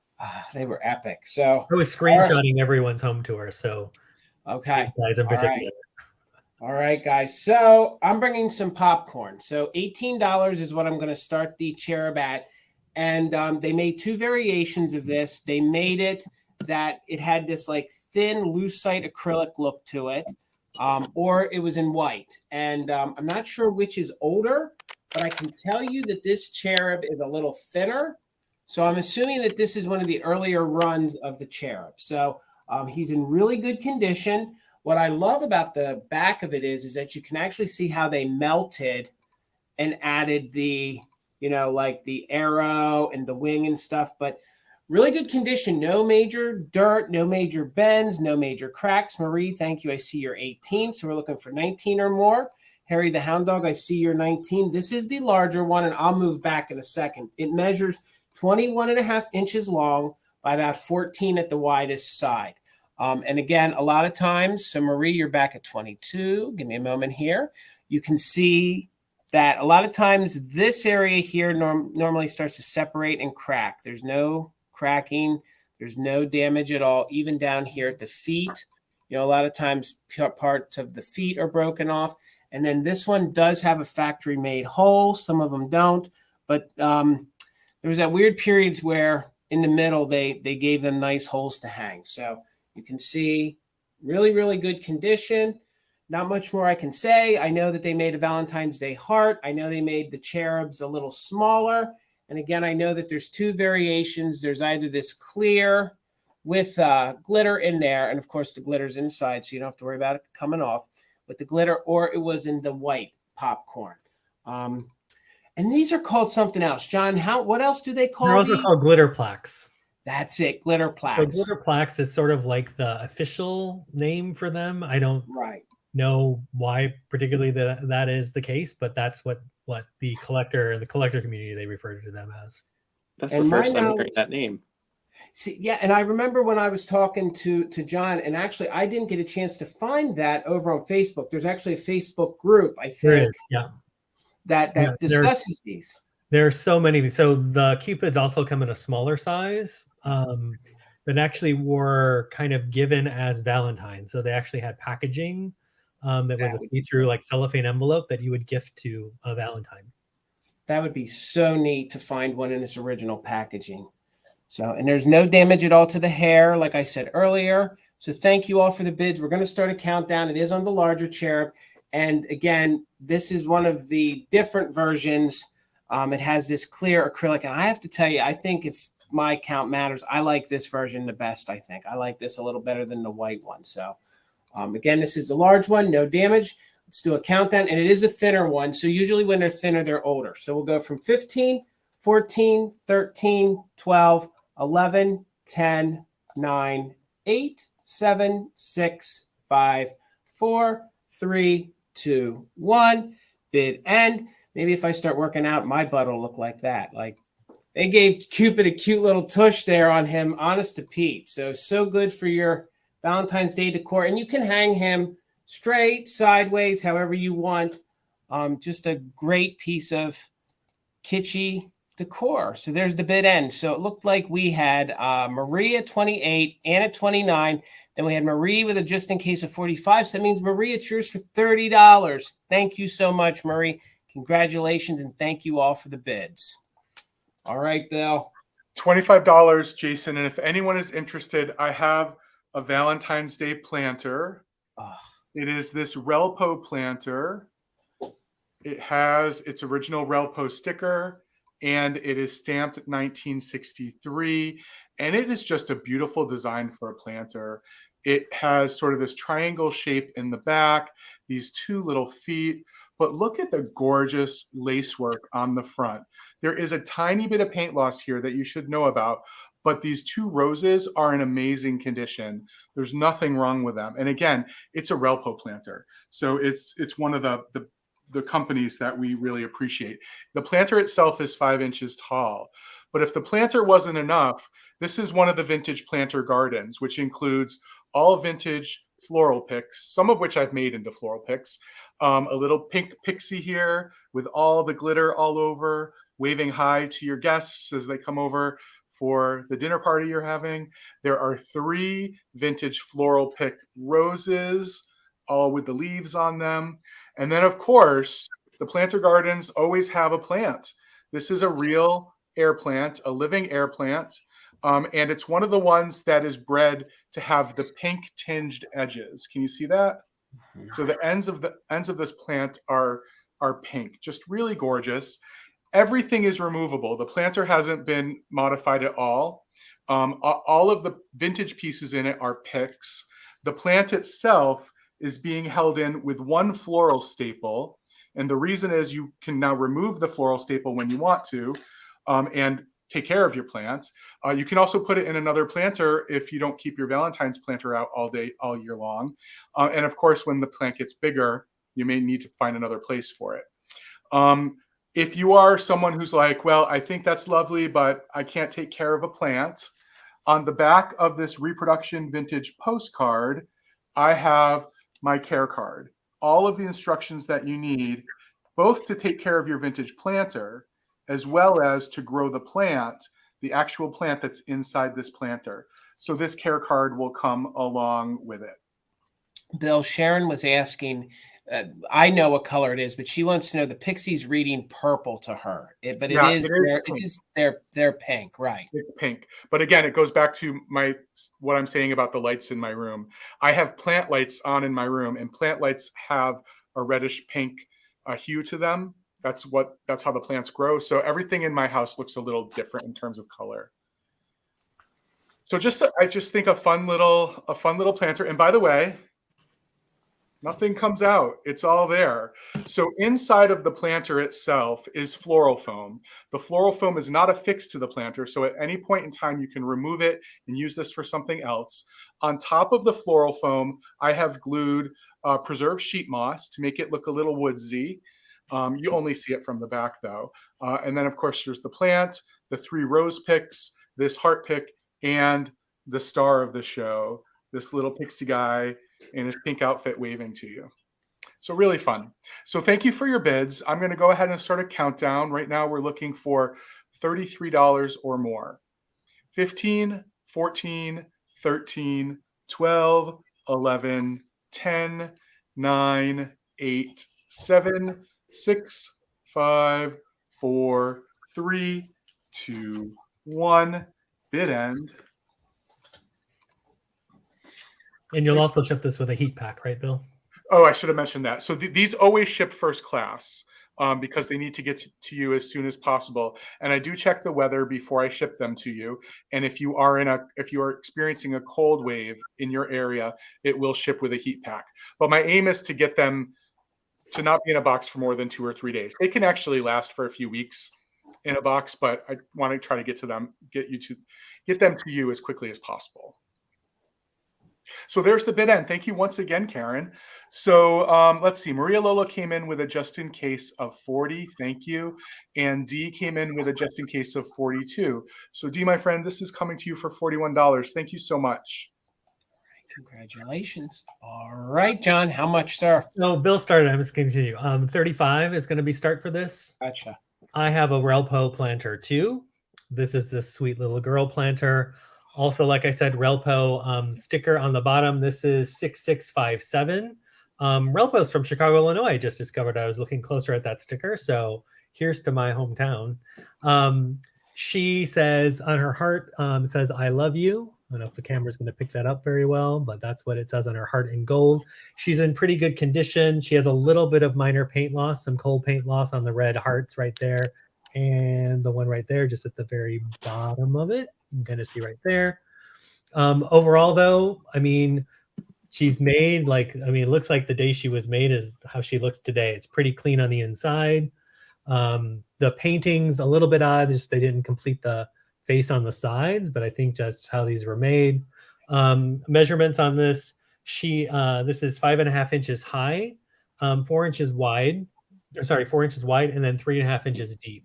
So it's a pretty good sized planter. Like Bill's previous one, lots of options. He can point you to some great plants that would go nicely in this. I like to use all my planters for ephemera typically. So using the kind of place card holders is kind of what I end up using. Some people use the flower frogs, but I like the height of the other ones, and so I have different sizes that I use in there. Antiques for you, Laura, I see you, and it's 35. So looking for 36 or more on this Relpo planter. But I love these in displays, and even Brian's card earlier, this would be a perfect match for that kind of like girl in her pretty Valentine's heart dress. I have never seen this one before, John. Yeah, she's a special one. So I love Relpo planters. Like if I had to choose a planter company, that I always kind of zero in on the Relpo. So they did a bunch of different holiday ones, some kind of kitschy animal and anthropomorphic things. There's just something about the quality of the designs they did, or kind of like the variety of designs they did that really appeals to me. And they have a bunch of different girl planters like this. So I think I've seen 2 other types of them. So they're slightly different. I think they all have the same kind of "I love you" heart happening, but they're either different hairstyles or different hair colors, and the dress is a little bit different. And is she embossed on the bottom, John, or is it just a Relpo sticker? Oh, no, it's embossed. So it's embossed Okay. with 657, and then also the original sticker intact on the bottom too. She does look clean. That does look like it was never used. Yeah, and so I mean, it was, because I did Right. clean the interior, but it honestly like cleaned up so well that I wouldn't have expected that. No one used this for other things, and probably got the plant the one time and then put it on a shelf and loved it from there on. Linda, I see you at 36, looking for 37 or more on this Relpo planter. I don't know the era on this. I mean, I'm saying 60s, like late 50s, 60s, but I can't really say for sure. Unlike some of the other makers that we follow, I would love if there was a Relpo book or something to kind of like gaze and enjoy. It's just a matter of just discovering through lives like these, or if you do any searching online, you can stumble upon the other ones, because it's just not something that anyone's done a thorough kind of history or discovery on. Oh, there is a Relpo book. Its name is Enamel Amy.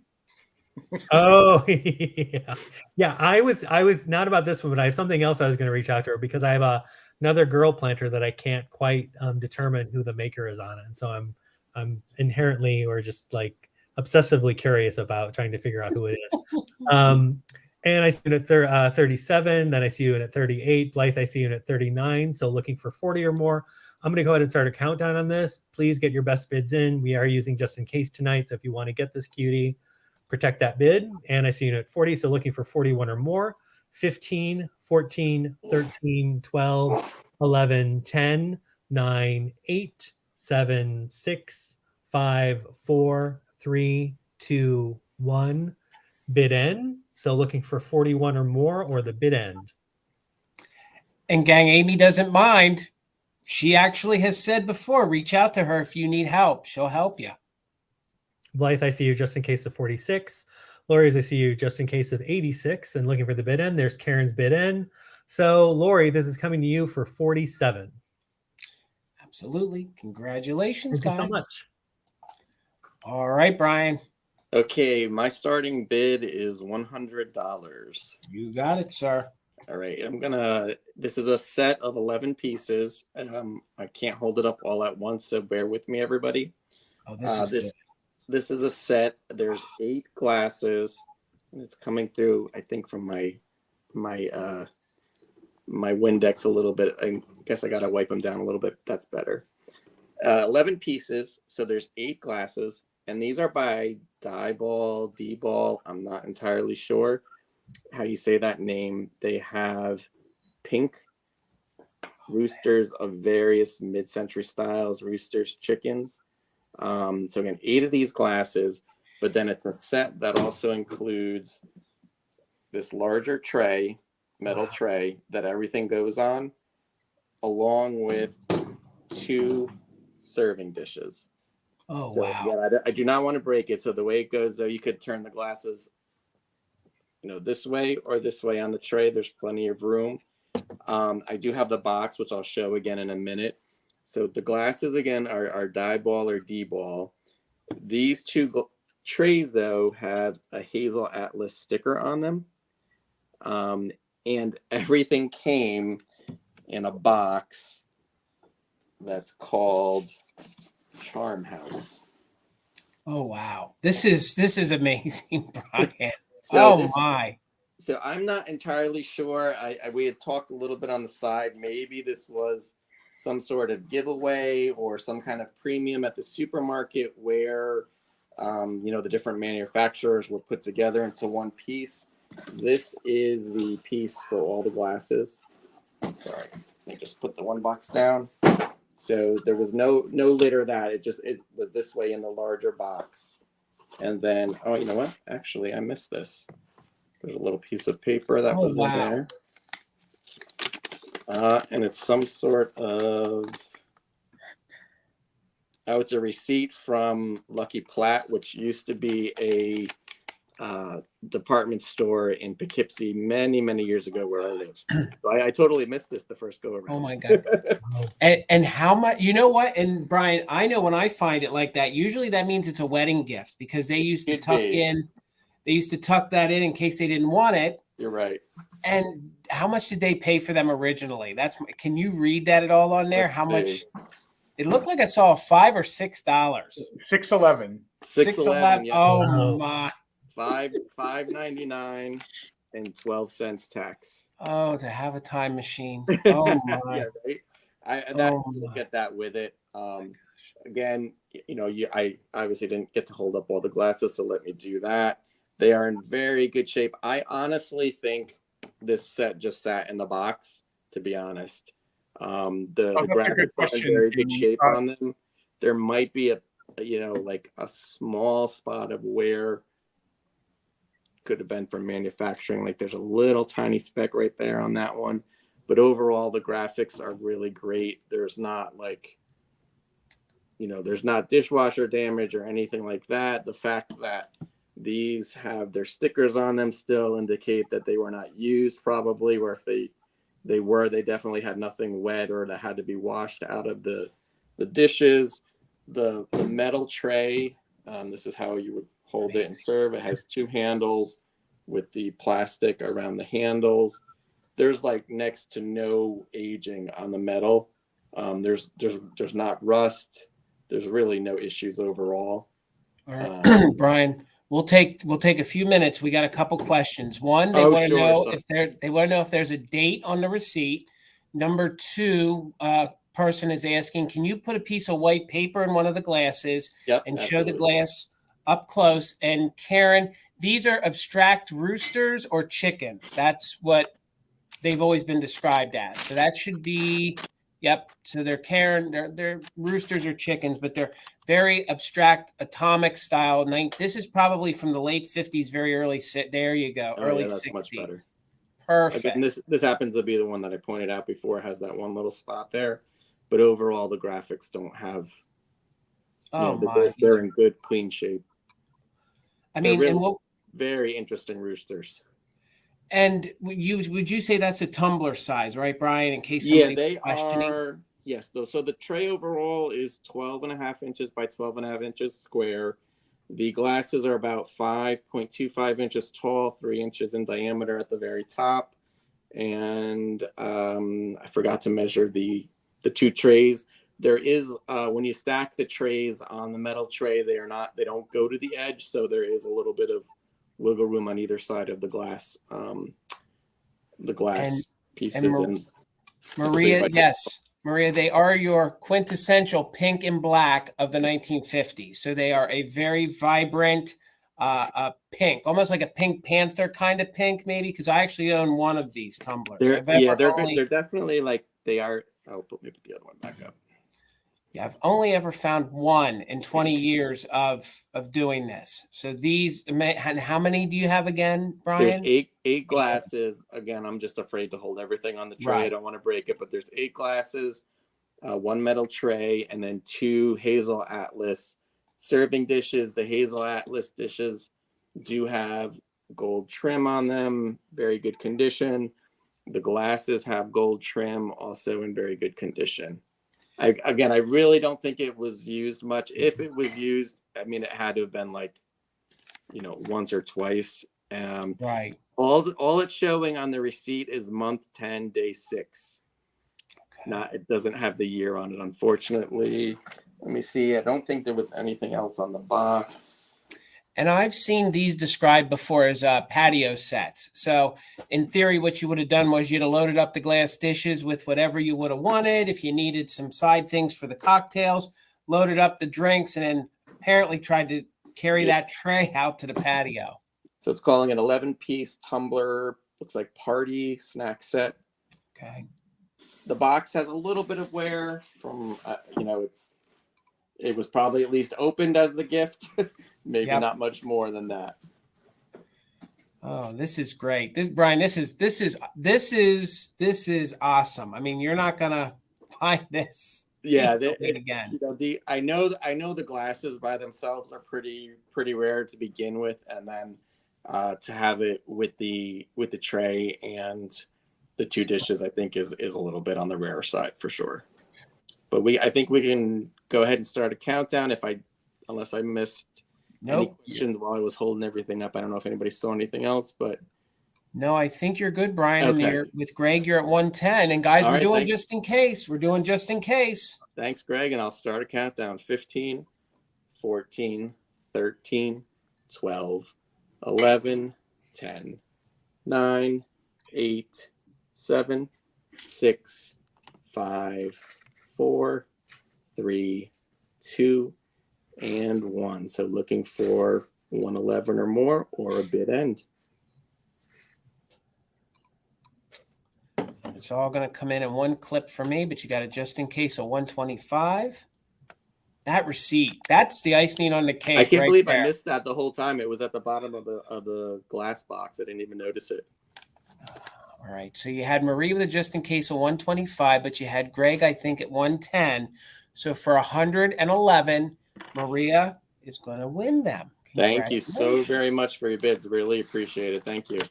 Thank you. And Maria, there's Brian's email right there. So make sure you write it down. Make sure you email him all the information he's going to need, and we'll get me going. I think you're going to enjoy it. Yep.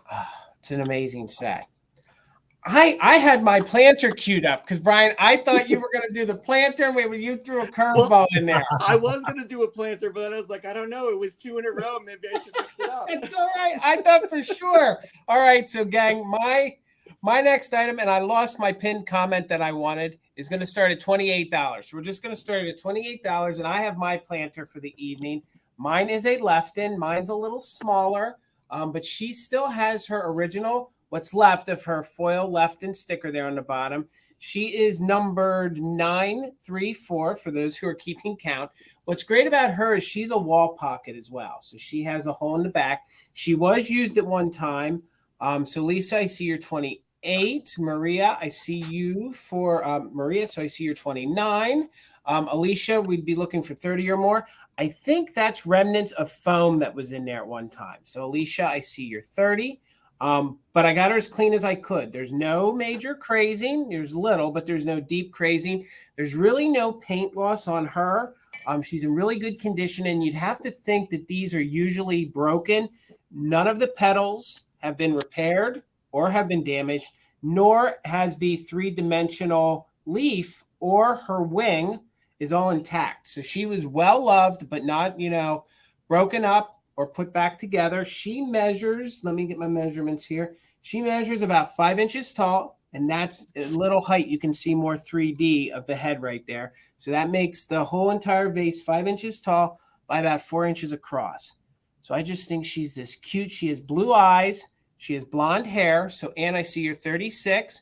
Greg, I see you're 37. Lori, I see you're 45. So we're looking for 46 or more.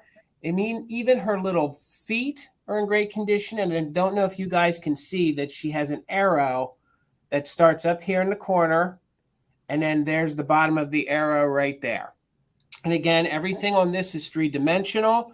You can see how it all sticks out. She's in tremendous condition, and she is a left-in. But I would have to imagine that these were easily, shaved off if they were bumped and, abused. So Anne, I see you're 46. Lisa, I see you're 47. We're looking for 48 or more on the left-in Valentine's Day Angel Planter. Pardon me. Let's go ahead and do a countdown on her. We are doing just in case, and we're looking for 48 or more. So let's go from 15, 14, 13, 12, 11, 10, 9, 8, 7, 6, 5, 4, 3, 2, 1. Bid end. And her dress has pink details. So there are pink details in all those ruffles along with the gold. All right. It's all coming in at once. So, all right. We had Marie with just in case of 50. I see a bid with Anne of 50. My goodness. And then we had Blythe at 74, and it's all coming in at once. Bear with me. I got Lisa at 78. Then I had Antiques for You at 93, and there's our bid end. So Lori for 79, congratulations. She's coming to you for 79, Lori. All right, guys. Sorry, that all came at once. That was good bidding. Congratulations, Lori. All right, Bill. All right, Jason, this is going to start at 46. Gotcha. And I have my big piece of glass for the night. It is this beautiful amethyst color crackle glass decanter. It is 13 inches from the bottom to the lip, and then 19 inches to the top of the stopper. And it is beautiful. If you saw my very first YouTube video, you saw the day that I found this. It was in a collection of Viking and Blanco amethyst colored glass. This was marked by the store as a Blanco piece. I have not been able to verify that, so I'm not saying that it is, but it's gorgeous nonetheless. And it's got a beautiful crackle on it. You can just see, and it's in great condition. No chips or cracks. It's got a nice pontil mark on the bottom. The stopper is in great condition. Again, no chips or cracks. There may have been a rubber or a plastic piece on this stopper at one point. I do not know. And the inside of the vase is actually sanded. So it does have the rough surface that it would have for the stopper. The stopper itself is not sanded, which makes me think there probably was a plastic piece on it. But just this, I mean, look at the size of just the stopper. I mean, it's pretty significant. It's nice and big. But I did try to identify a manufacturer here. There are quite a few decanters in other colors that are crackle. There are only a few in the amethyst, but none that I found. Let me, I wish I had some white. So there's this really interesting shape where it flares out, and then at the bottom, it comes back in. You can kind of see it there. Yeah, just that really interesting shape at the bottom. Many of the Blanco pieces that I saw continue the line straight down in that trajectory. But just really beautiful piece of amethyst glass, mid-century glass, and a nice big piece. I am very comfortable and familiar with shipping glass this large, so that's not anything to worry about. The purple stopper is not crackle, by the way, although it does have, you can see that it does have some texture in it. The only crackle piece is the actual vase itself. Just so pretty. And again, I got this from a collection of amethyst colored mid-century glass, Viking and Blanco. So the collector knew probably what this was. Unfortunately, that information has been lost to me. So I'll go ahead and start a countdown. Thank you everyone for your interest in this. Right now we'd be looking for 51 or more. Mimi has the high bid. 15, 14, 13, 12, 11, 10, 9, 8, 7, 6, 5, 4, 3, 2, 1. Bid end. And it is nice thick glass. You know it's one of the major manufacturers because this is not a thin crackle glass that was made later in the century. This is a good old piece. Okay, so there is the bid end. So I saw Mimi in at 50. Blythe came in with a just in case of 55. Mimi came in with a just in case of 72. So congratulations. Thank you so much. This is yours for 56. All right, Mimi. And there's Bill's email. So make sure you email him all the important information. He already knows your screen name. We're assuming Mimi is your first name, but you're going to have to make sure you confirm all that in your email and send him your full address and your PayPal email. All right. Up next, we got John. How much, sir? $30 for choice. Gotcha. So since Bill brought out the amethyst glass, I'll bring out the amethyst glass. I have two choices. Your first choice is a 5-fingered swung vase. I don't think the color is coming through as clearly as I'd like it to. I'll show you this. I'll just have my kind of cheat sheet behind it. 5-fingered swung. This vase measures 11 inches high. Let me move my notes. 2.5 inches wide at the bottom. And then the mouth on top, from the top to the bottom of the mouth, it's about 3.5 inches, and from left to right, it's about 1 3/4 inches. So I gave this a pretty good cleaning. You can see though, let me see if I can find them again. There are a couple of kind of like little marks in the glass. As I was talking to Jason about this, I guess that's not unusual for making glass if ash gets into the when they're blowing glass. Yeah. But I just wanted to point that out because I spent quite a bit of time trying to like clear the little dots out, and Jason's like, that's just how glass is. So I was like, oh, yeah. Okay, yeah. Great. So it becomes what they call an inclusion. So it becomes an inclusion in the glass that it's trapped in there. Yeah, so it's in good condition. There aren't any other issues with it, but I just wanted to point that out because I had not noticed this. This was in my own collection, and it wasn't until I was cleaning it, I was like, oh, what are those? So this is your first choice, Steel Whisperer. I see you in at 32, so looking for 33 or more in choice. And your second choice is a kind of unusual bud vase, also an amethyst. I call this the exclamation point bud vase. I can't find another one like this. So I guess the reason why I was drawn to it is maybe for good reason, is that I couldn't find another one. It's such an unusual shape.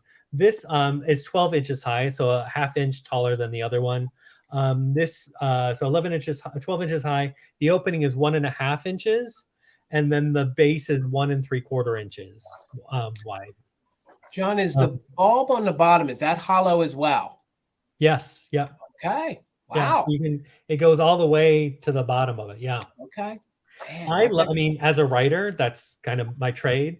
I was drawn to it because it looks like an exclamation point, and I thought it was just, you know, kind of a cool kind of piece of glass, a bud vase. But yeah, trying to find another one of these just to see, you know, if there was a maker, anything like that. I couldn't find any other information. So I think, you know, Jason and Bill like to bring you unique things you can't find other places, along some other familiar favorites. But I wanted to bring this as a choice in this round of amethyst glass because it is unusual. It is. So again, your choice between the 5-fingered swung or the exclamation point bud vase in amethyst. Steel Whisperer, you're at 32, so looking for 33 or more. On choice, I'm going to go ahead and start a countdown. If you want to get your best bids in, also we're doing just in case, so use that to protect your bid. 15, 14, 13, 12, 11, 10, 9, 8, 7, 6, 5, 4, 3, 2, 1. Bid end. So looking for 33 or more, or the bid end. And that swung vase you have, John, fits really, really well in the height for your larger ones because it's hard to find those smaller ones. Yeah, for sure. Carlene, I see it at 35, so looking for 36 or more of the bid end. There's Karen's bid end. So Carlene, let me know for your high bid of 35 if you'd like the 5-finger swung or the exclamation point bud vase. And then we'll go down from there. And Steel Whisperer will be your backup then, John. Okay. I have never seen one like that you had there, John. The one I haven't either. Point. That's okay. So Carlene, you got the swung, and then I think the other bids came in before I was showing the exclamation point. But if either of you want the exclamation point based, let me know. all right. So Steel Whisperer, let John know if you're interested. Passing. And then she's passing, and then it was O2B me too. Let John know if you're interested, and he can watch the chat. All right, gang. And Carlene, please make sure you email John. His email's right up there. Please make sure you email him all the important information, your screen name, your full name, your address, and your PayPal email. Okay. Just doing that because these guys, you know, this is John's second time on YouTube, Brian's first time. So a lot of you guys could be new buyers and some names I'm not recognizing. So just making sure that you also email me or Bill. All right. We will watch and see. That was O2B me too. If you were interested in the other vase that John had, you could have that at your bid of 30 then. Thank you. All right, Brian. How All much, right. sir? I'm going to start at 42. Gotcha. Now I'm going to bring the planter since I did it out of order. Fine. So Oh, this is my Valentine planter. I believe this is Lefton. Unfortunately, it does not have a sticker. Whatever it was probably right there. From what I can tell, though, from doing a little research, it is a Lefton. It does say "I love you" in gold paint right there. There are no chips, cracks, or breaks on it. It is about 5 inches wide and 5 inches tall. Just want to point out a little bit of paint loss on the heart right here. Let me just see. A very, very tiny little speck, which hopefully is coming through right there that you can see. And then on the back of her head, I don't know if anybody else has ever seen anything like this before. There's like just a little bit of like gray lines. I don't know if it's from the painting or what it is. I rubbed it very, very lightly, but it did not come off. Just want to be clear, it might come off, but I always get very cautious when things don't come off right away in terms of rubbing the paint. So I quickly stopped. Again, though, a little bit of paint loss here. Let me zoom in on the face a little bit so you can see. The gold accents are in good condition. The lettering, hopefully it's showing, is pretty intact. A little bit of wear, I guess, on the Y and U. Number 7701 on the bottom. Again, I believe that was probably some sort of sticker. I don't think it was a price sticker. I think it was a label of some sort. And Brian, Amy says that she's pretty sure that is a Lefton. Okay, thank you very much. John, Brian, I love the fact that it's a ballerina. How many times do you even find anything that has a ballerina on it? Yeah. So good. Inside is fairly clean, as you can see. Little bit of specks, but nothing too major. Here you could kind of see now, actually in this view, you could see that line I was talking about, that gray line in her hair. It's mostly, you know, if you're sitting it on a shelf, you're not really going to see it because it is mostly in the back. But we can go ahead and start a countdown. Thank you, everybody, for the bids. I had not seen them all coming in, so I do appreciate it. 15, 14, 13, 12, 11, 10, 9, 8, 7, 6, 5, 4, 3, 2, and 1. So it looks like Ann at 72. So we're looking at 73 or a bid end. She's darling. She's so darling. All right. All right. So there's your bid end. So Brian, you had Lisa with a just in case of 105, but Lori, Antiques for you, had a just in case of 186. So for 107, Lori is going to take it. Thank you very much, Lori. I very appreciate it. Thank you, everybody, for the bids. Thank you. All right. Congratulations. Sorry, Bill, I didn't hear you. It's 106. 106. 106. What did I say the wrong thing? I'm sorry. Okay. 106. Okay. 106. Yep, Thank you so much. Thank you, Lori Galloway, 106. Again, with about 175 of you all here, please make sure you're following everybody here on the screen. They all have Instagram accounts.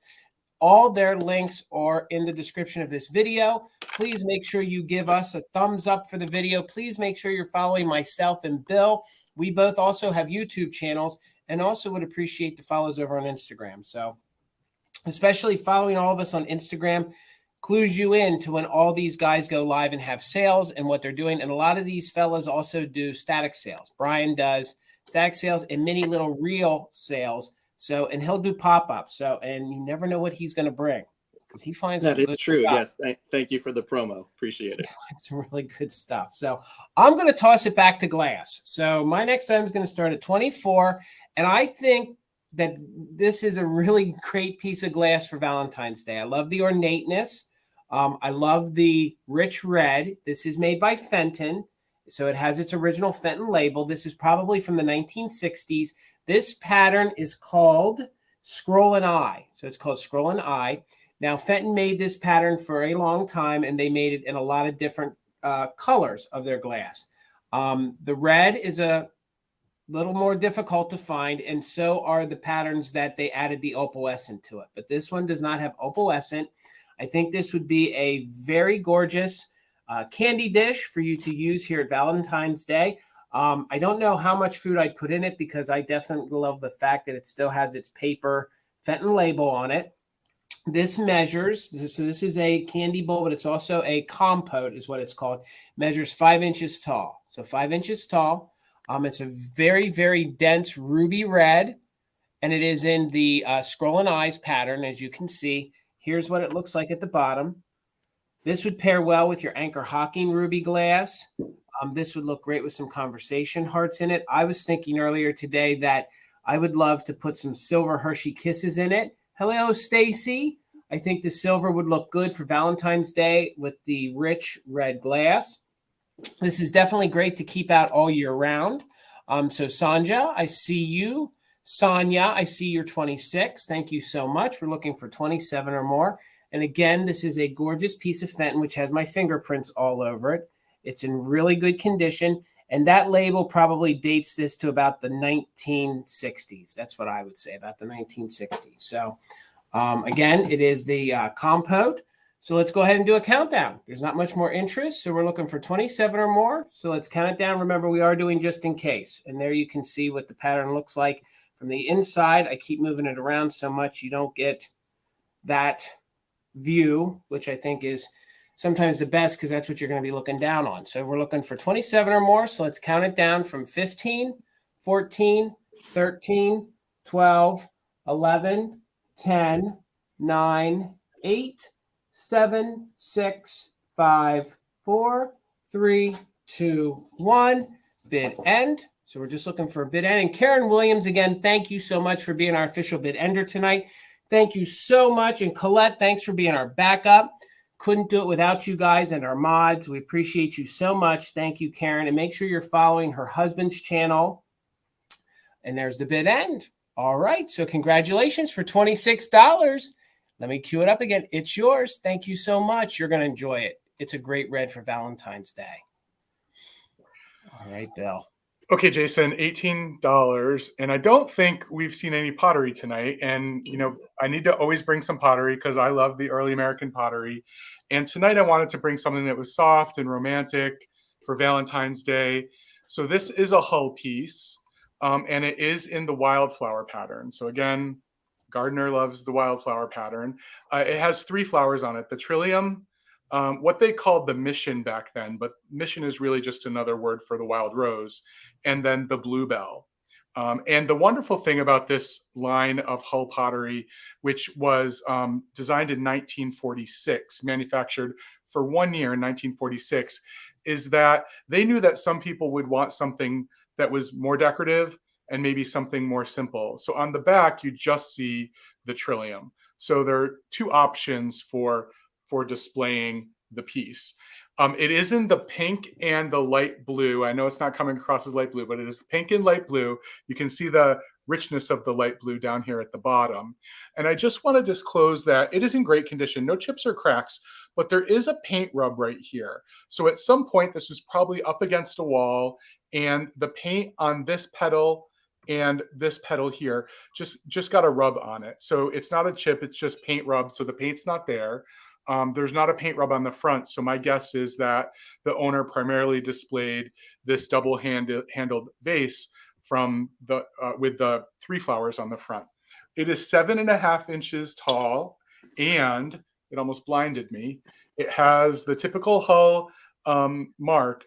And in the 1940s, Hull also wrote the size. So it says 7.5 here. So this wildflower pattern came in 22 different shapes. Mostly vases and bowls. It was one of the most popular patterns that was ever released. It would go out in magazines and people could mail order it. And it was also sold door to door. Just really interesting history with this pottery company. And Hull was often known as sort of the stepchild of the early American pottery movement, where Roseville and Weller were much more valued by people. Hull was the little train that tried. The little engine that could, right? They tried to do, and actually they're some of the most enduring pieces today because it's just nice, solid pottery. So I see that we have some interest. I'm going to go ahead and count it down. Just make sure there wasn't any questions. Yes, Colette, it is the matte finish. Almost all the hull pieces are. There are a few lines like the ebb tide line that are in the gloss finish, but this is the matte finish of the 40s. So that was a good question. I'm going to go ahead and start the countdown. 15, 14, 13, 12, 11, 10, 9, 8, 7, 6, 5, 4, 3, 2, 1. Bid end.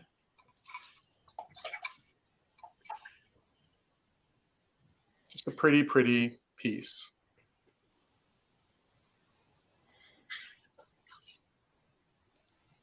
And while we're waiting for, oh, there's the bid end. All right, go ahead, Bill. Nope. So I see that Colette had a bid of 20. Dee came back in with a bid of 22. Colette came in with a just in case of 25. So Colette, this is yours for 23. Thank you both for your bids. And John, but one thing real quick before I turn it back over to you. I want to apologize. I said Karen Williams. I want to say Karen Gillette. My lovely wife came down and corrected me. It was a slip up. I'm sorry. It just rolled off the tongue. So Karen Gillette, I appreciate you. And thank you so much for being our official bid ender tonight. Thank you so much. So I just wanted to take a moment to make that correction that I was wrong. And I'm so sorry for the mix up. All right, John, how much? Starting for choice at 22. So Gotcha. I am seeing Bill soft and pretty and raising him metal and tough. So I have a choice of sort of unusual items for Valentine's Day. Again, starting with $22 for choice. Your first choice is this wrought iron bowl. I actually got this from David of Drunk Antiques last year and displayed it and thought now it's time to move it on to another home. I love the scrolly detail very much little hearts, I believe, in the shapes here. And I like the fact that it's kind of this black wrought iron. This measures 8 inches in diameter. It's 6 inches high, and it's 4.5 inches at the base.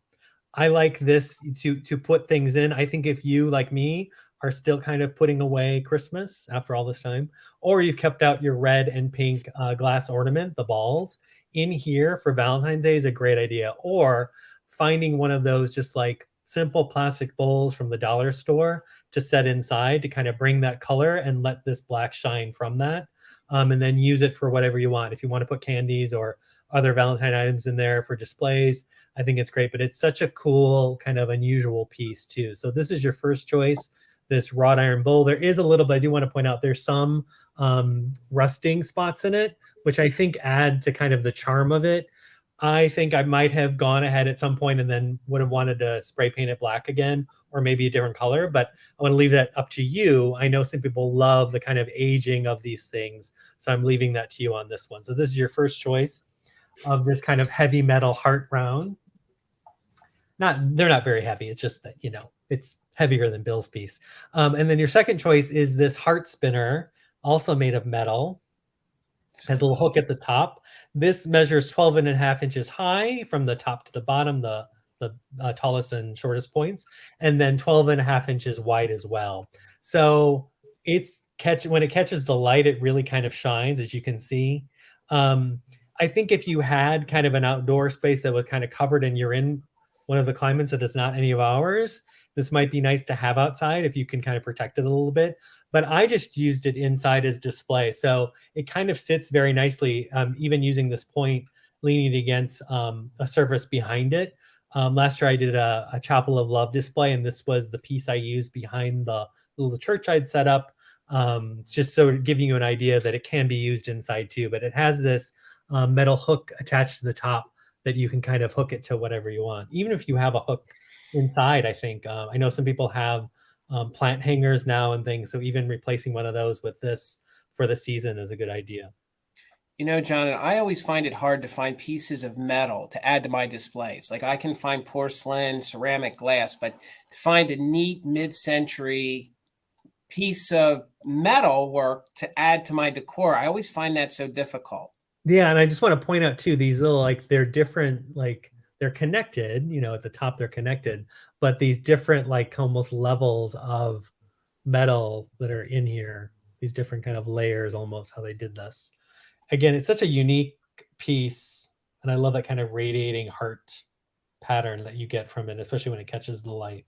So your choice again at 22 was this heart spinner or this wrought iron bowl with those kind of heart shapes, kind of swirls inside. My dad actually did a lot of wrought iron items growing up. He was, among his many talents, was a welder too, and so he made all sorts of stuff for us. We had sconces and light fixtures, and of course we've kept none of it, and he would gift them to people, and I don't know if they still have it. I keep meaning and hoping that someday I'll run into somebody who has a piece, because I'm really upset we didn't keep anything. And I see you at 22, so looking for 23 or more.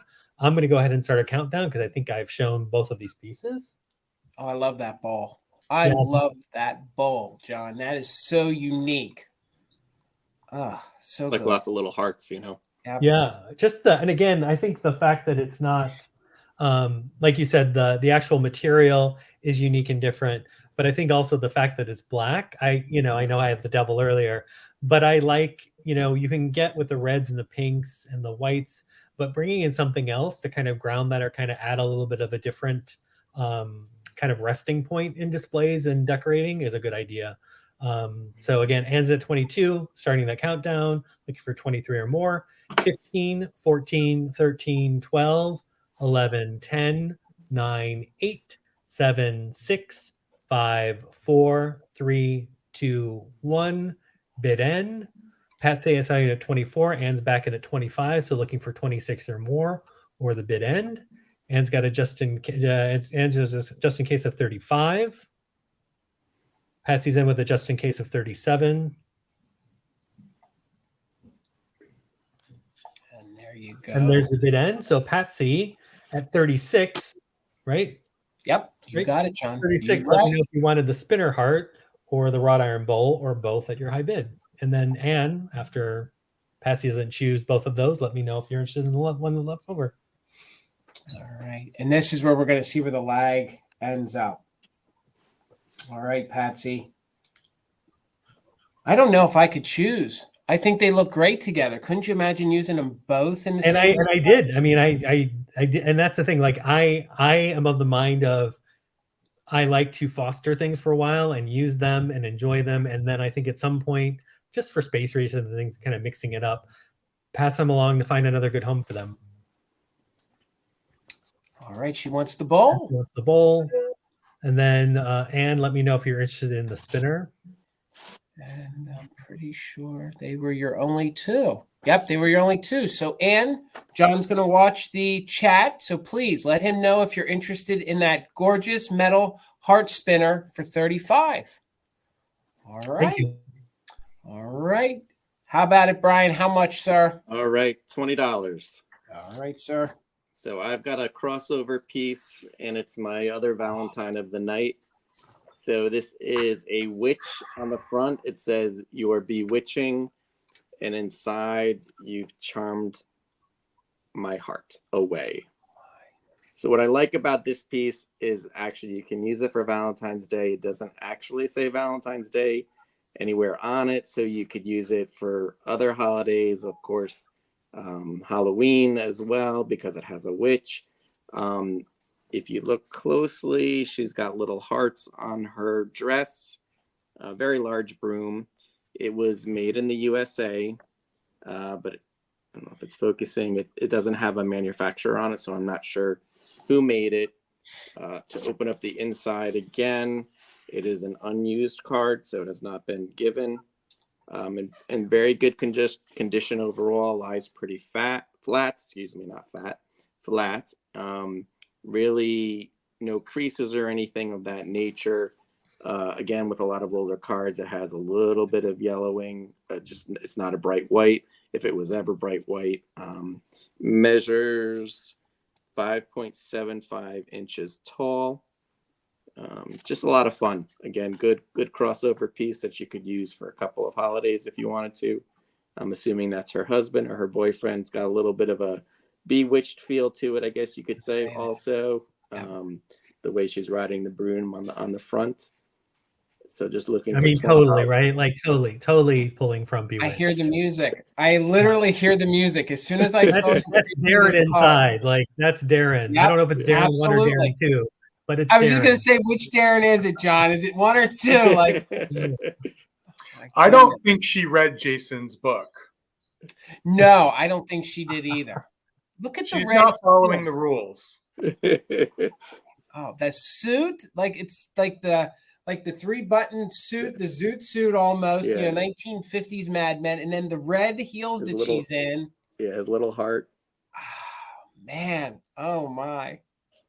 Or Oh, maybe this one card inspired the series. Who knows? Who knows? That's what true. the order of events was. Could be. Lies flat. John, you got to be sitting on your hands right now. Like this is I mean, as Brian was saying, like the kind of twofer of these. So there's a whole kind of collector within collectors of collections Right. of finding crossover Valentines Yeah. for different holidays. Halloween ones or ones like this are a huge deal because, you know, whether they're like fun or whether they're scary, there's, you know, it's just that crossover. The fact that someone thought to marry those two is always interesting to me. Yeah. And I have never, when you were telling us, Brian, that you had one of these, I thought you were going to have one of the little die cut ones with a ghost.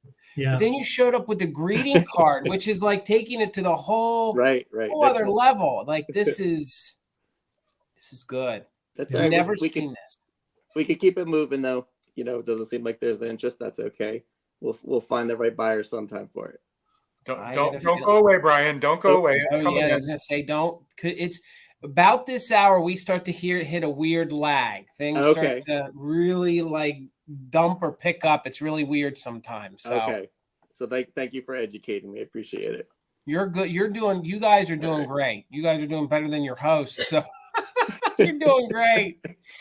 Again, if you're just joining, it is 5.75 inches tall. It has not been used. Unused greeting card. I do not have the envelope, but I think that's okay. Made in the USA, not focusing very well. No other card manufacturer on it. She does have quite the pointy hat,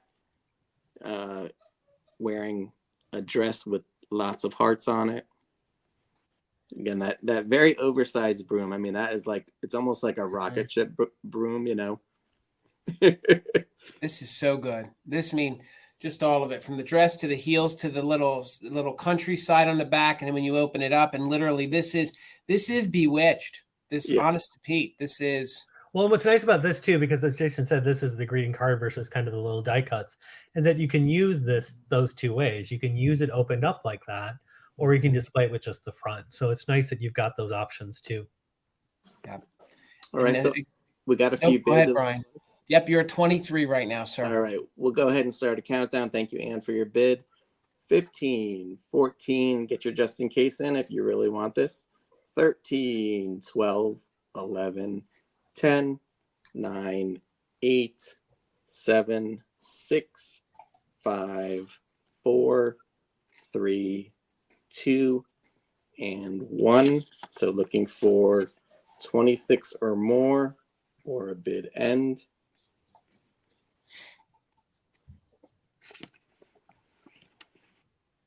And these greeting cards are going to get harder to find. They're already difficult to find. I always play the game now of like greeting cards. Should I keep them all? Oh, there's our bid end. All right. So, Ann, you didn't need your just in case. So for $25, it's going to Ann. Thank you so much, Ann. Appreciate it. Good score. All right. And again, gang, if you guys are new and did not purchase, or actually I should say this is Brian's first YouTube sale, so you're going to have to email him. There's his email. Email him all your information so that he can get you invoiced. Okay, gang? I like to keep my email old school, just like everything I sell. Gotcha. With AOL. Gotcha. Hey, no. Hey, it actually felt good typing that again. Haven't done that for a little bit. I thought they shut down. Oh, Bill. It's like I've had it for so long that I just can't get rid of it at this point now. It's like an old friend. You just Exactly. can't. All right, gang. So I'm going to do choice, and this is my theme is love. So for $18, the two choices have love. So I thought this was really unique. So if you guys aren't familiar with these, but I'm sure you guys are, this is made out of metal. There is a little bit of paint loss on the bottom, and I think that's the original sticker on the bottom. So this is a little earring holder. What I love about this is not only does it say love for Valentine's Day, but it's a little love boat. So I think that's a great little crossover. It's this great little sailboat, and it says love. And this measures, let me get my measurements, just about 6 from the top to the bottom, about 6. From stern to whatever it is, stern to whatever it is. I was trying to be fancy, about 4.5 inches across. So very 1960s inspired, especially if you guys collect things that say love, or if you're looking for something Love Boat related, or this looks great just to pop this into your Valentine's display, especially with the blue. It just adds a little contrast to everything. There's a little paint wear up here at the top, as you can see, but overall, it's in really great condition. So it's this cute little, like 1960s little earring holder sailboat. So that's your first choice at 18. And then this is one of those day glow banks. It does have its original stopper. Somebody must have put tape over it at one point. It does have its original made in Japan label on the bottom.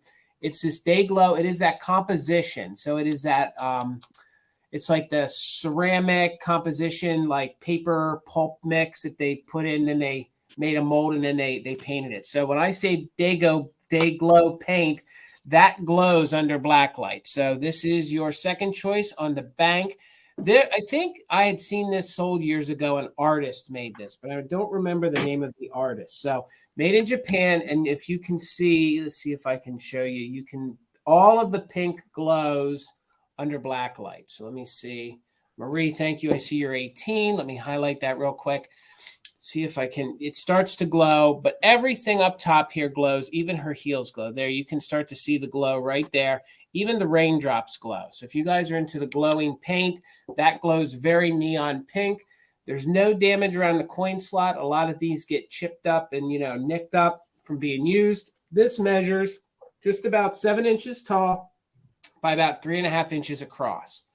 So that's your second choice. Oh, and I know that this sort of looks like a street lamp. That's somebody's legs. So somebody's wearing pants and shoes there in case you think that was a lamppost. I don't know. When I see it, sometimes the way they made the leg, but it's pinstripes there on the pant leg. So definitely 2 people under that umbrella doing some things. So the paint's in really good condition. And then your first choice was the 1960s earring holder Love Boat, which I love the fact that it's a crossover for the Love Boat because that was one of my favorite shows as a kid. So let's go ahead and count it down. It's on choice. Marie, your top bid at 18. We're looking for 19 or more. So let's go from 15, 14, 13, 12, 11, 10, 9, 8, 7, 6, 5, 4, 3, 2, 1. Bid end. That'll be on choice on either the bank or the little earring holder. We're looking for 19 or more. Or the bid end from Karen Gillette. Again, Karen, thank you so much. I appreciate you so much. We all do for your help. There's the bid end. All right, we'll highlight that. So really simple. Maria, let me know if you're interested in the boat or the bank. She wants the bank. All right, my lag is real bad. All right, I got you for the bank. Thank you so much. Okay, 14 for choice, Jason. Gotcha. And I have 2 simple, beautiful pieces of pink milk glass. The first one, and it is pink. I know it's not maybe coming across as pink, but it is pink. These are both Jeanette pieces, really soft. They actually call it shell pink, really gorgeous. So this first one is a compote. And if you're on Instagram, you may have seen me use this in the past as a riser because it works really nicely if you want to display something in the top, but also it has a flattish type of bottom that you can put something across, and it can give a little height in your display. But nonetheless, it is a gorgeous compote. This is in the Windsor pattern. This is in Jeanette's Windsor pattern, and it's really, really beautiful. It is, let me just tell you, it's 5.5 inches tall and 6 inches across, and it's just a beautiful piece. I've seen a lot of people use these in their dresser situations, putting things in it just to make a beautiful kind of boudoir look in a bedroom. And if this piece of glass isn't your style, I agree, Taylor. I love the pink milk glass as well. I have the Jeanette divided tray as well. And it is a 6-section divided tray. It is also in the shell pink milk glass. And if you look closely, this is in the pattern that Jeanette calls feather, because it looks like feathers in each of the sections. This was originally intended to be a serving piece, but I've actually seen versions of this because the white milk glass is much more common in both of these pieces, but there is a shell pink and there is a blue. I can't remember the name of the blue, but gorgeous nonetheless. I've actually seen in antique stores people sorting and selling jewelry in these because it is a really great dish if you like to organize your small things anywhere in your house, especially if this is a color scheme that you love and appreciate. I mean, even the back is gorgeous, and you can really see the feather design there, and it's sizable. This is 15 inches across and 10 inches from top to bottom. It's a really interesting shape as well. But certainly could still be used for its original purpose. If you had a party and this was a color scheme that you wanted, I'm thinking like bridal showers, baby showers, those types of things, or just, chips and dips on the weekend, sort of a useful piece. Good charcuterie board. Good charcuterie board. That, right? And I would be, Bill, I'd be organizing my cheese on this. I'd be putting my orange cheeses, my white cheeses, or chicken wings. Could put chicken wings on better. it. Your Thai chicken wings, your buffalo wings are in the largest section. Oh, absolutely. Cheese, right? Absolutely.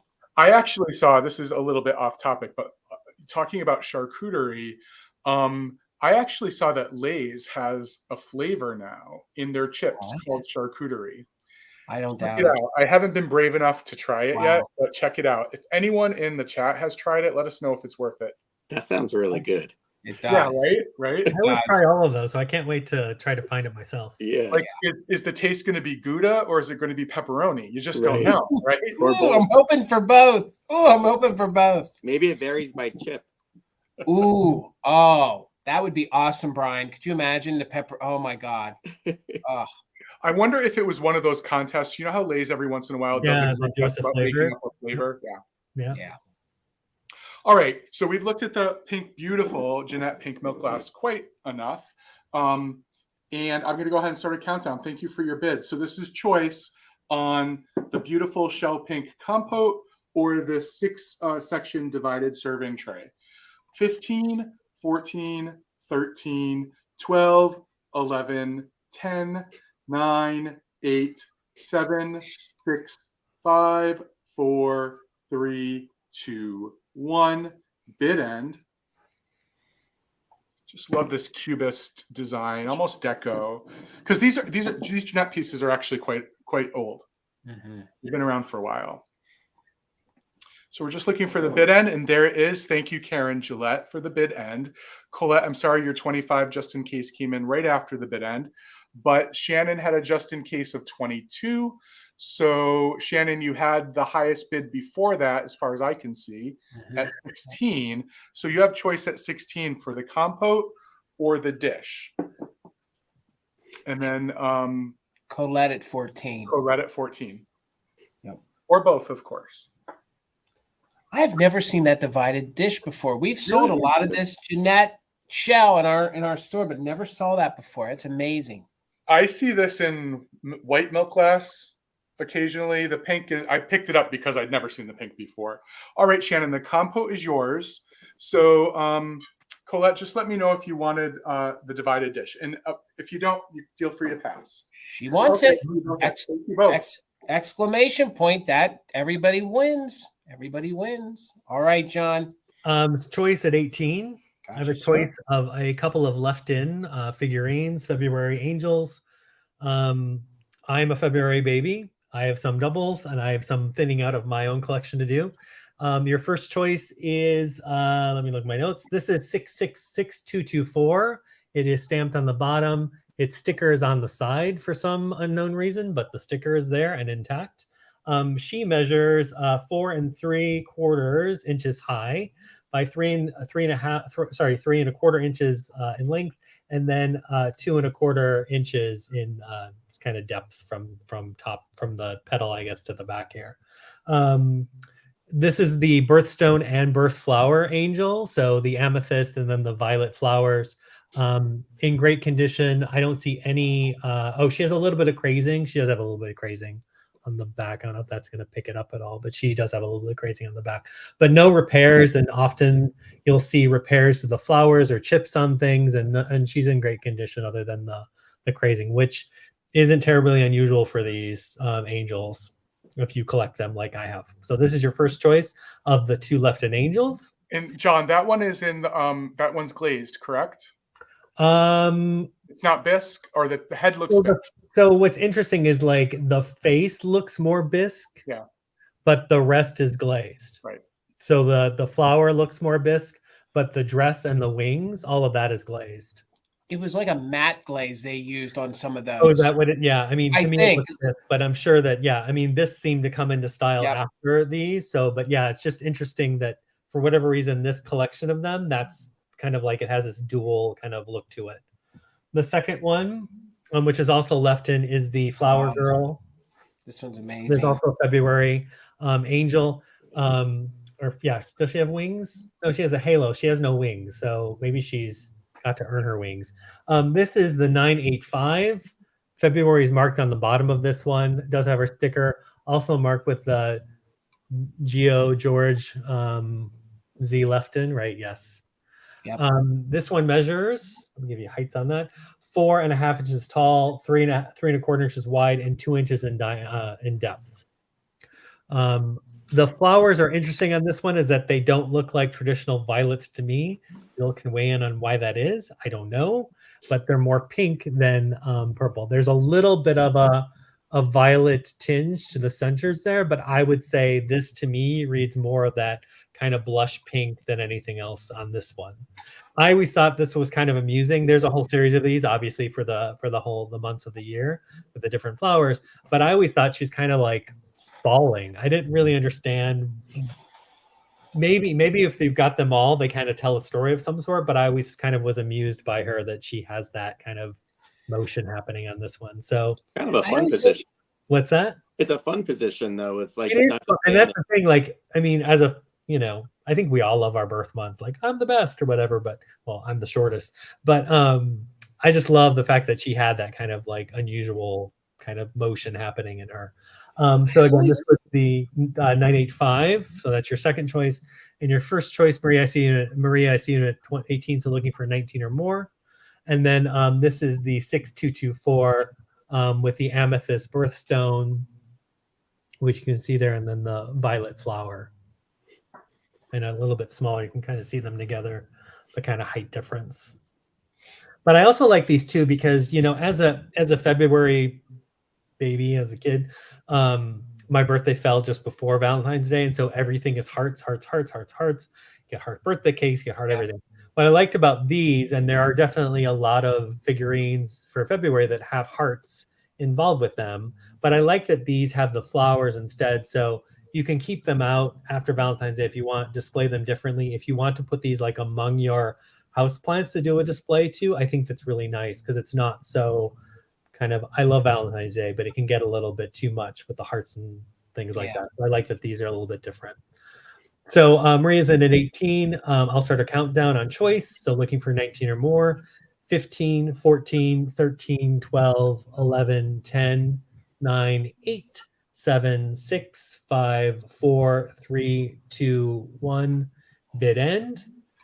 Yeah, see, John, I'm with Les. I always thought she was dancing. I never saw her as falling. Every time I think she's like square dancing. It's in the eye of the beholder, right? So I guess I'm also a little clumsy, so I'm just like, oh, that's my angel. Oh, yep, she's slipping on a banana peel again. And there's the bid end from Karen. Thanks so much for doing our bid ending. So Maria, you get your choice at 18. Let me know if you wanted the birthstone or you wanted the falling gal, and we'll go from there. Thanks so much. She'll take the falling angel. Okay. So we're good to go. Thanks. All right, Brian, how much, sir? I'm starting at 60. 60. Gotcha. So the next piece I have is a piece of Murano glass. It is a tall vase that measures 11 inches tall and 7.5 inches between any of the 2 points. Zoom in so you could see it's Maestro. And to be honest, I can't read or can't say it. It's VEISES Murano. I think just by the nature of the sticker, it looks more like it's probably an 80s or a 90s piece. I'm not a Murano expert, so when I see stuff that looks like Murano, I usually only kind of buy it if it actually has a sticker on it. That's just me, just so I know, because there's a lot of imitation stuff out there. Has kind of a flower base here, as you can see. No chips, cracks, damage of any kind. Talking about ash earlier, there is a little piece there if it's showing up. Oh, yeah, that looks like it was from the firing. It's a black brownish speck, so it must have just been right at the end. They got something caught in there, so that is there. But if you actually use it for flowers or anything of that nature, it really would not be seen.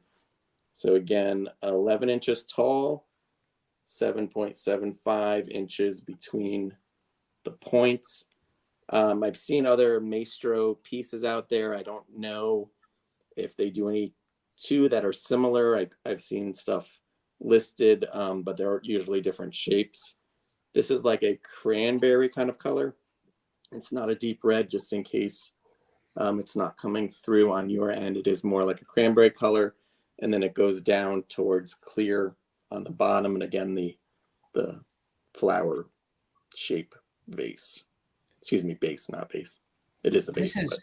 This is a stately piece of Murano. I mean, this is very atomic, very mid-century. It's gorgeous. Gorgeous. You turn it any which way, and it pretty much looks the same on all three sides. It reads almost deco to me, like the art kind of like that.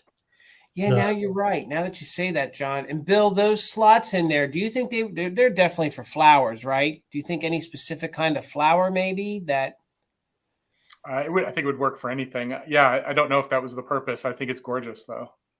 It felt, like I said 80s or 90s. It felt more 80s-ish than, like you were saying, John, the Art Deco kind of that Art Deco revival, maybe.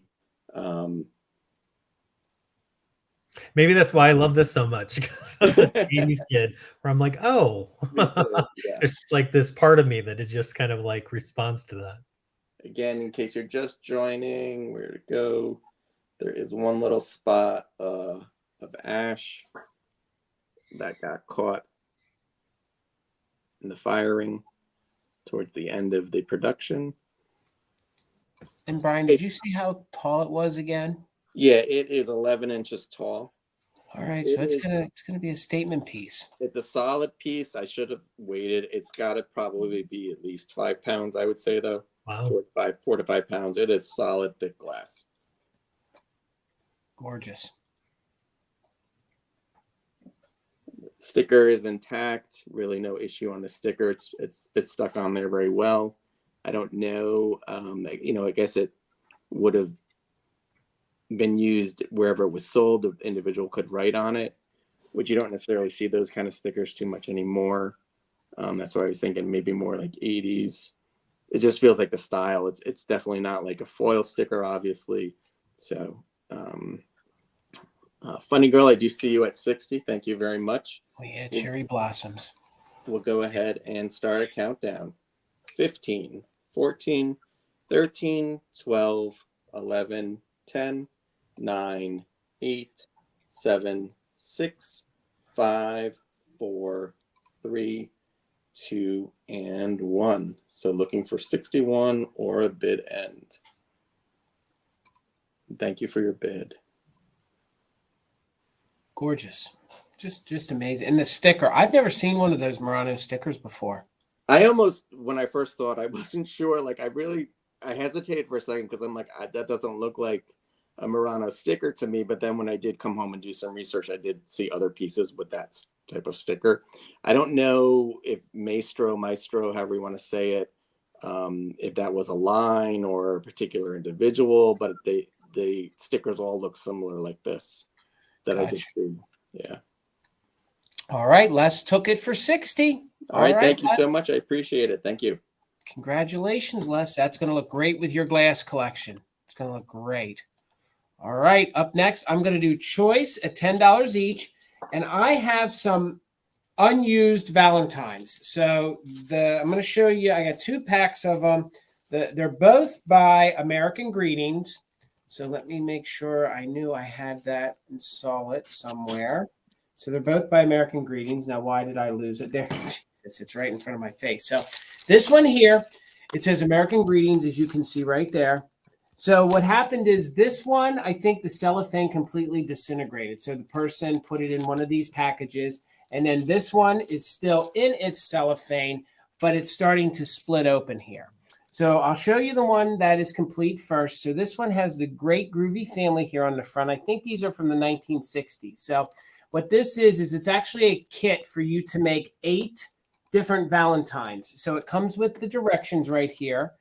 Do it so you don't see the glare. I know it's upside down, but it comes with the directions here on how to make the Valentines. So what you do is you have one of these little Valentines to punch out. So this one here, I think, is one of the neatest ones. It comes with this little fish one. I think it says something, hook me for your Valentine. So there's a little fisherman up there. Then in the back here, you can just make out that there's a peach, anthropomorphic peach in this one. And then down here, it has a cute little dog. So what you would do is they had the Valentine's Day cards inside, and then you would pop out these paper hearts and either attach them with glue or just adhere that to that. So this is your first choice, and it's going to make 8 different Valentines. This one is complete. They're both complete from what I could tell.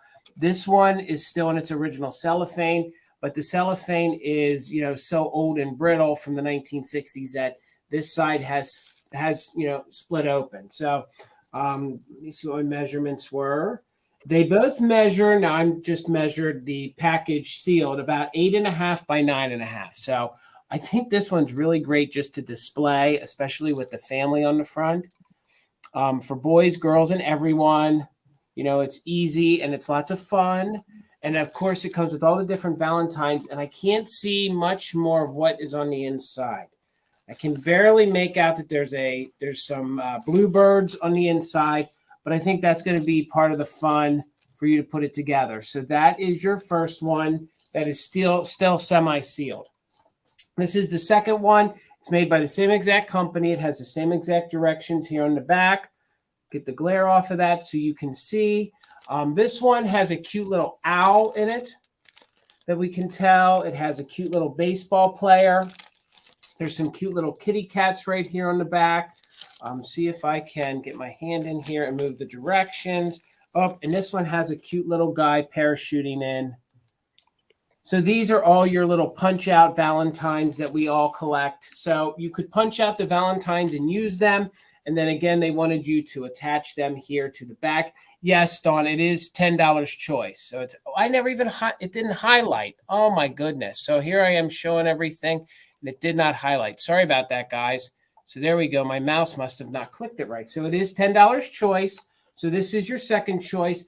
The person that popped it into this, you know, little protector still kept some of the original cellophane, you know, so that must have been, it must have completely disintegrated. I'm assuming that's what happened. So it is $10 choice. So in essence, what you're bidding on is you're bidding on the full kit, and they're made by American Greeting, and you're going to get 8 Valentines that you can make. So there are 8 different Valentines in here, along with everything they want you to. You can see, I can see if I can show you.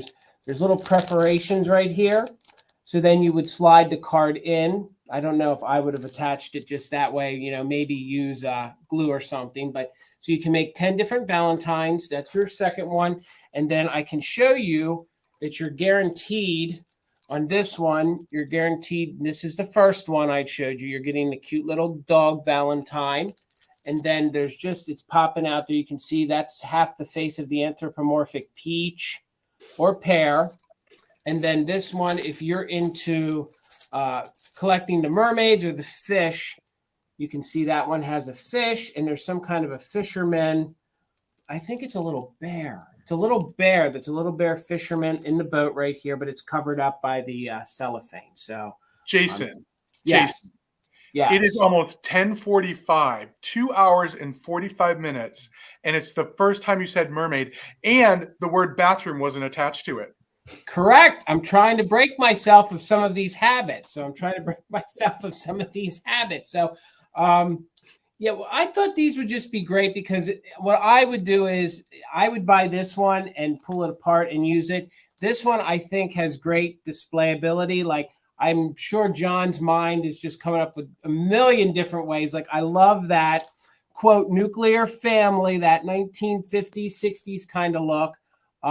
The fact that the cellophane's still intact. So this one, if I was buying them, and I'm not, but I guess I did, I would use this one for display. And then this one I think would be fun to pull apart and to actually use to decorate with. And one thing, and then I'll count them down, is that even the directions are great Valentine's Day decor. You know, that and a flower frog is even neat. So you're getting maybe 10, 12.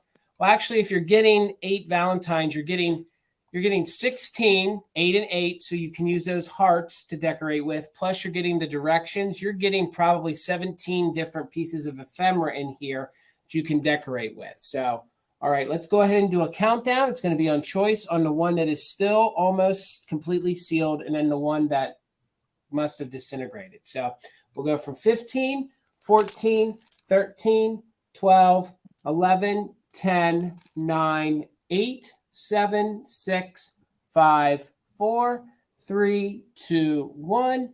Bid end. Now I wonder if this one was older because it looks like that would have been the 29 cents, and then this one was 39. So maybe this one's a little older. So Robin, I see you're 11, and then Sherry's back with a just in case of 15. And then there's the bid end. Robin, your just in case came in after the bid end. So for $12, Sherry, let me know Let me know if you want the one that's sealed or the open one. So all you have to do is put in open or closed. That'll probably be easier for you to type. Just put in closed or open, and you can definitely take both. So you'll have choice at 12 on whichever one you want, and then Robin, you'll have backup. Let me see here. We'll scroll up. So Sherry, yes. So let me know which one you're interested in at $12. If you want the sealed one, if you want the sealed one, or if you want the if you want the open one. Yeah, if you guys were looking for the drinking game tonight, I don't think I did a great job on that. So everybody's kind of sober here tonight. So again, Sherry, let me know which one you were interested in. If you wanted the sealed one, or if you want the open one, or if you want both, just so you can see. And they're both made by American Greeting. Made by American Greeting. This is where we see where the lag is. So there's Sherry, 12, and then you will have backup. The quintessential. Yes, absolutely, Amy. Absolutely. And Robin, just you're on deck for whichever's left. So if you can just watch the chat, we're just waiting on. Sherry wants sealed. Oh, I didn't see that. There we go. All right, Sherry. So you have the sealed one. So then, Robin, let me know if you want the open one at your top bid of 11. At 11. All right. I will watch the chat. We'll get it moving. Go ahead, Bill. So Grady, I saw that comment that you made about that glue that we had as kids that had the little slit in the top. I haven't thought about that glue in like 20 or 30 years, right? You would press it on the paper and the glue would come out. Wow, that's vintage right there. I might need to find one of those for myself. All right. I don't know if people are sick of planters, but I have one more, and it's going to start at 25. Gotcha. If anybody is interested, and it is one of the pick season planters. So it's this really beautiful RB planter marked 1942 on the bottom with the RB sticker, the RB Japan sticker. And it is in great condition. I don't see any paint loss on it. If you're seeing anything there, it's just a reflection. It's gorgeously painted with this gold detail around the edge. And what's really special about this one is this little critter that's on the inside. Maybe some of you recognize this, but this is an actual Christmas ornament. And we commonly think of these as being made by Commodore. It actually still has its little Christmas ornament hanger on here. So this could be a twofer if you ever decided to disassemble it. He's been turned into a pick, but you can just take the pick out and use it as a Christmas ornament. But it's this really cute pink glittered pixie waving hello, sort of hiding among these vintage flower picks and this gorgeous live air plant.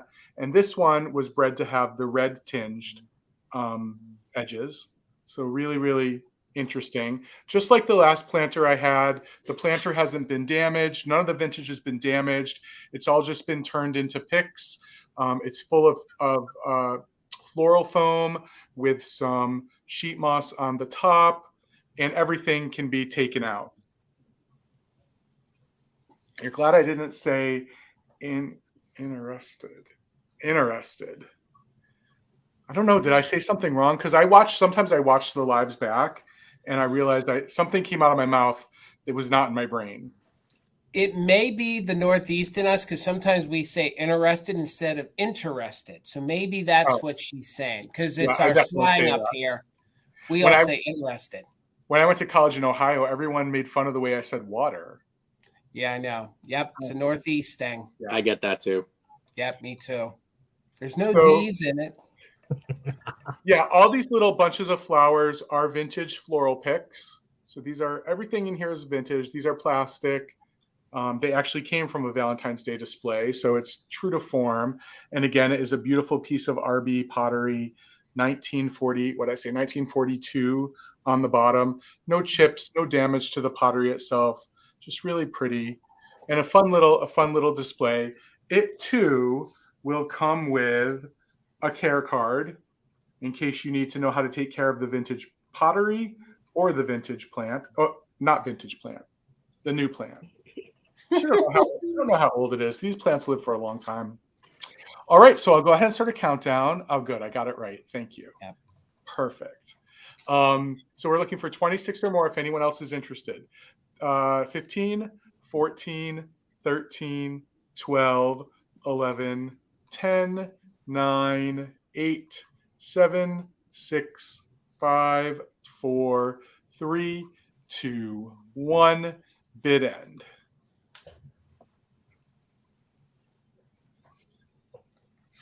Alicia, that's funny. Yeah, actually, the Pixie itself in this case is well worth the investment.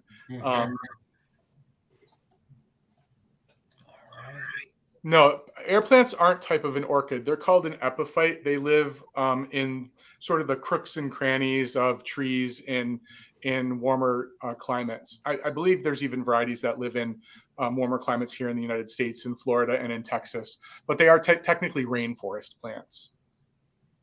Epiphytes. They don't have root systems. They just live on the surface. So Maria Lola, congratulations. This is yours for 25. Thank you. All right. How much, John? These are starting a choice for 16. Gotcha. So I'm always following Bill in like what I bring next after his stuff.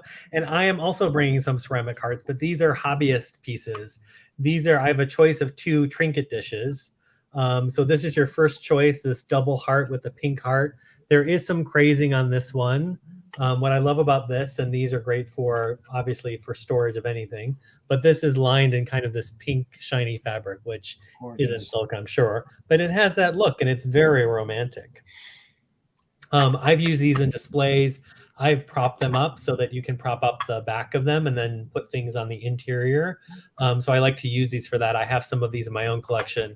And like I said, these are hobbyist pieces. So you can find different paintings or different finishes for some of these. So the heights or the dimensions on this. This one is 7.5 inches wide, 5 inches in height. Yeah, I guess. And then 1.5 inches in depth. I don't know what I'm saying anymore. Lots of words. It's getting late. But this is your first choice for 16, the double heart ceramic hobbyist piece. And your second one is more of a traditional heart, and it's a single heart with the red and the white. No condition issues on either of these, just the crazing on the first. I don't see any crazing or anything on this. The paint job is really well done. It's that great kind of classic red. No lining on this one, just your, put whatever you want in it. I like these as kind of just little stash jars too. Again, putting them on tables if you like change out side tables and things in your house, different holidays, putting things in them, putting by your entryway tables, gifting them. These are great as kind of gift giving vehicles because you get a double gift. You get the gift of whatever's inside, then you get the gift of the actual ceramic heart. And I love these hobbyist pieces generally, like whether they're for Valentine's Day or any of the holidays. The fact that there was a time when people would go and get these pieces, go to their local. We had, I know growing up, a ceramics store, and we, would pick up pieces and paint them. We, in the 80s, it was more pins and smaller figurines. We weren't doing the trees and things like this. But the fact that some people were and kind of spent their time making these great pieces of art, and really that's what they are. They're pieces of art that, again, unique to the person who had the paints and the brushes. John, I love that turn of phrase you used, a gift vehicle. I've never heard it said like that or thought of it that way. That is awesome because that's what that is. That's what they are. I love that phrase. So go ahead. Go ahead, John. Go ahead. No, I was just saying, I don't get, who among us gets gift like this very often, right? But I think that would be so awesome to be gifted anything where there's, it's kind of a double gift. There's something inside, but there's also this that's also a gift. And maybe this is even better than what's inside. Right. They're gorgeous. And I love the pink. You don't often see, well, especially in the ceramic world, you don't see a lot of like pink like that on the Valentine's Day stuff. Right. So like I had to make a choice of which one, because I have one of these already, but I have one that has kind of the red heart with a bunch of gold detailing. And Gotcha. That one kind of spoke to me more because I don't necessarily decorate. So I would say this is more romantic, on the more romantic side of Valentine's and the lighter shades, Right. which is why I wanted to bring this one. Again, like I said, happy homes for things that deserve homes. But I don't see any interest on these. I will bring these back in our recap, but I was just asking $16 for choice on these. Thanks so much. All right, Brian, how much is your next item, sir? 24. Gotcha. Kind of, we'll call it Valentine's adjacent here, not your typical Valentine's decor, but this is a Santa toy, baby toy from 1966. And it is marked hanging string. As you can see, the legs are attached and dangle. You can make them different heights if you want to make one taller than the other. It is 13 inches tall overall from the very top of the plastic here to the bottom of the legs. It does not, I didn't measure this additional hang part here. If I could zoom in, no cracks or breaks in the plastic. If you could kind of see, it's a little bit hard to read. It does say Santa Toy 1966 on it. The paint on the face is pretty good overall. Oh, so sweet, Brian. This is so cute. A little bit of wear on the eyebrow, it looks like here. Maybe a little bit on the cheek if you can see that. The shapes are still there though. Starting at just 24, 13 inches overall. This is a large baby toy.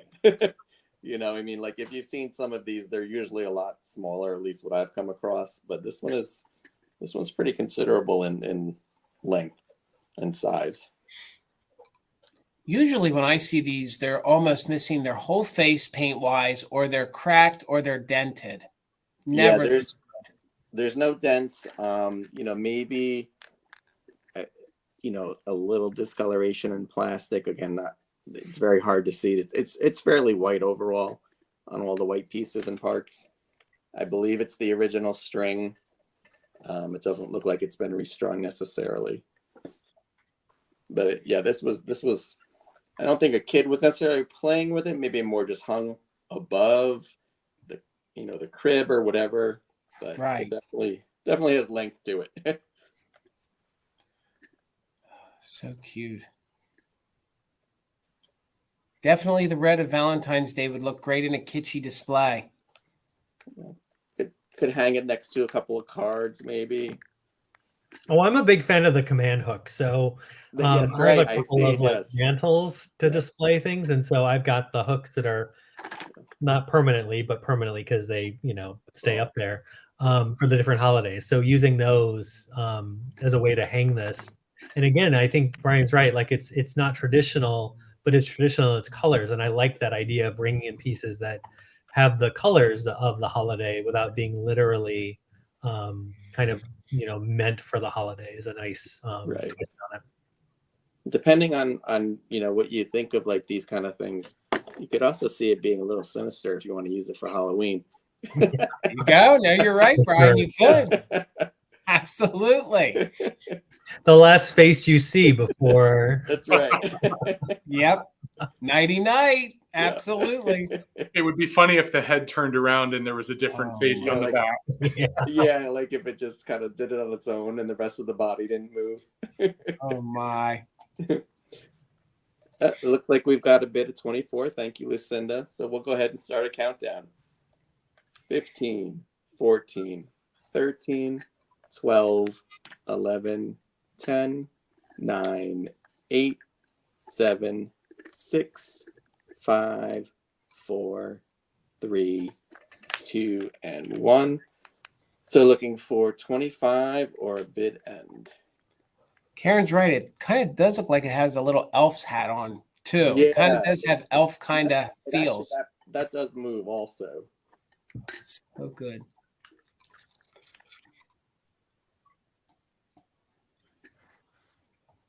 There's our bid end. Thank you very much, Lucinda. Appreciate it.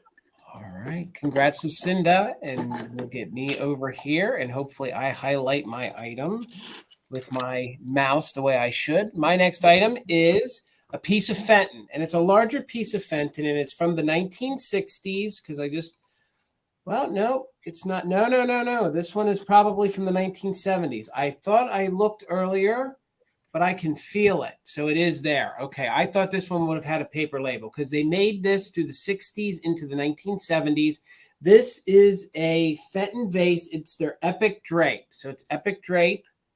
It is in their satin finish. It's in their pink finish. They made this in, they made it in blue. They made it in their Vaseline. They made it in their yellow. And this is also known as sometimes their line of their custard glass. And it's really, really light, but if I can feel it, but I can just make out there we go. You can just make out the oval of the Fenton, but this is definitely Fenton. This is I thought this would be a gorgeous color, especially if you guys had some red roses in it. I thought it would be great as your centerpiece for your Valentine's Day decor. It's in very, very good condition. No cracks, no chips, no anything, and it measures 8 inches tall. It has the ruffled top, as you can see. I also like the fact that it goes from a paler pink to a darker pink. And it is that drape. So this also speaks to me very deco with the deco lines on it. But also 1950s as well. Let me see if I can take my flashlight and light it up so you guys can see. There you go. Now you guys can see those drapes a little better. I just think it's a very, very gorgeous piece of glass. It does not glow, but again, I thought it would be great for your Valentine's Day. You know, if you marry some red with it, it really pulls out the pink in it.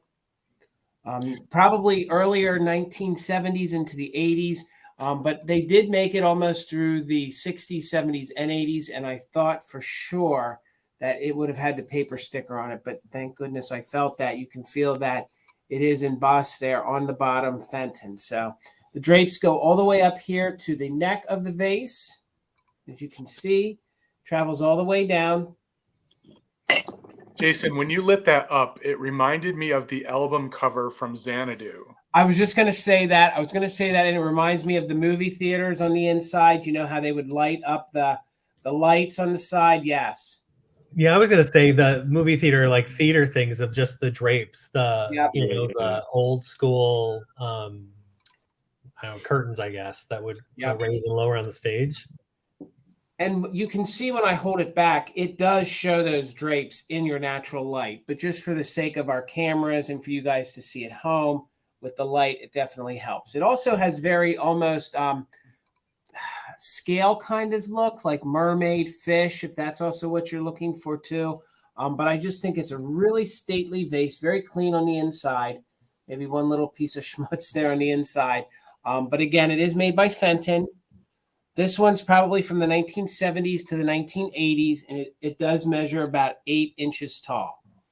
I know you talked earlier, Jason, about like mixing materials and things, but I like the idea of mixing different glass types. So I think something like this with that great kind of pink satin finish with a milk glass, and then even one of the Viking, like if you have something in the ruby, mixing, like having those 3 colors, if white is a color, put together, and a grouping of 3, because 3 is a great grouping of those 3 different colors in the 3 different kind of styles and different heights.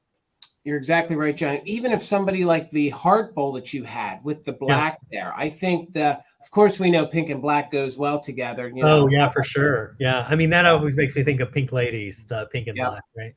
Absolutely. So, and I also think that this is soft, yet feminine, yet it still has a masculine look with the drapes on it. So I think it's definitely something that you could leave out all year round, or definitely, pop into your Valentine's Day display. But if there's no interest in it at all, that's okay. We're going to keep it moving. We have one more round, and I can bring that back for the recap. So go ahead, Bill.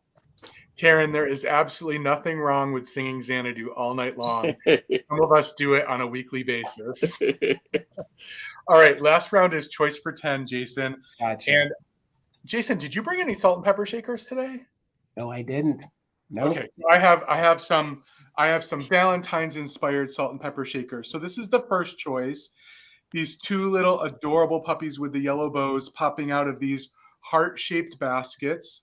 They are stamped Japan on the bottom with cork stoppers, and they have these darling little like Reese's Pieces cup hats on them. That's what they remind me of.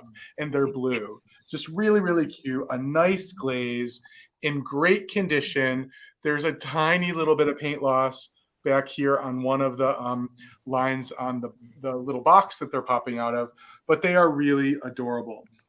This pair of shakers is 3 inches tall. They're both actually 3 inches tall now that I look at my paper. So that's the first choice. Second choice are also puppies.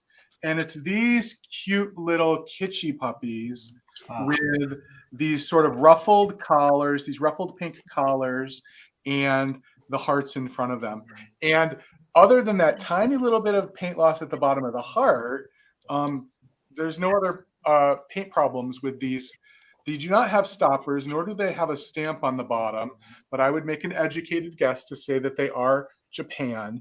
And I just want to point out that they have these really intricate ruffles on them, and they're very edgy, they're very uneven. I can't for sure tell you if it's damage or not.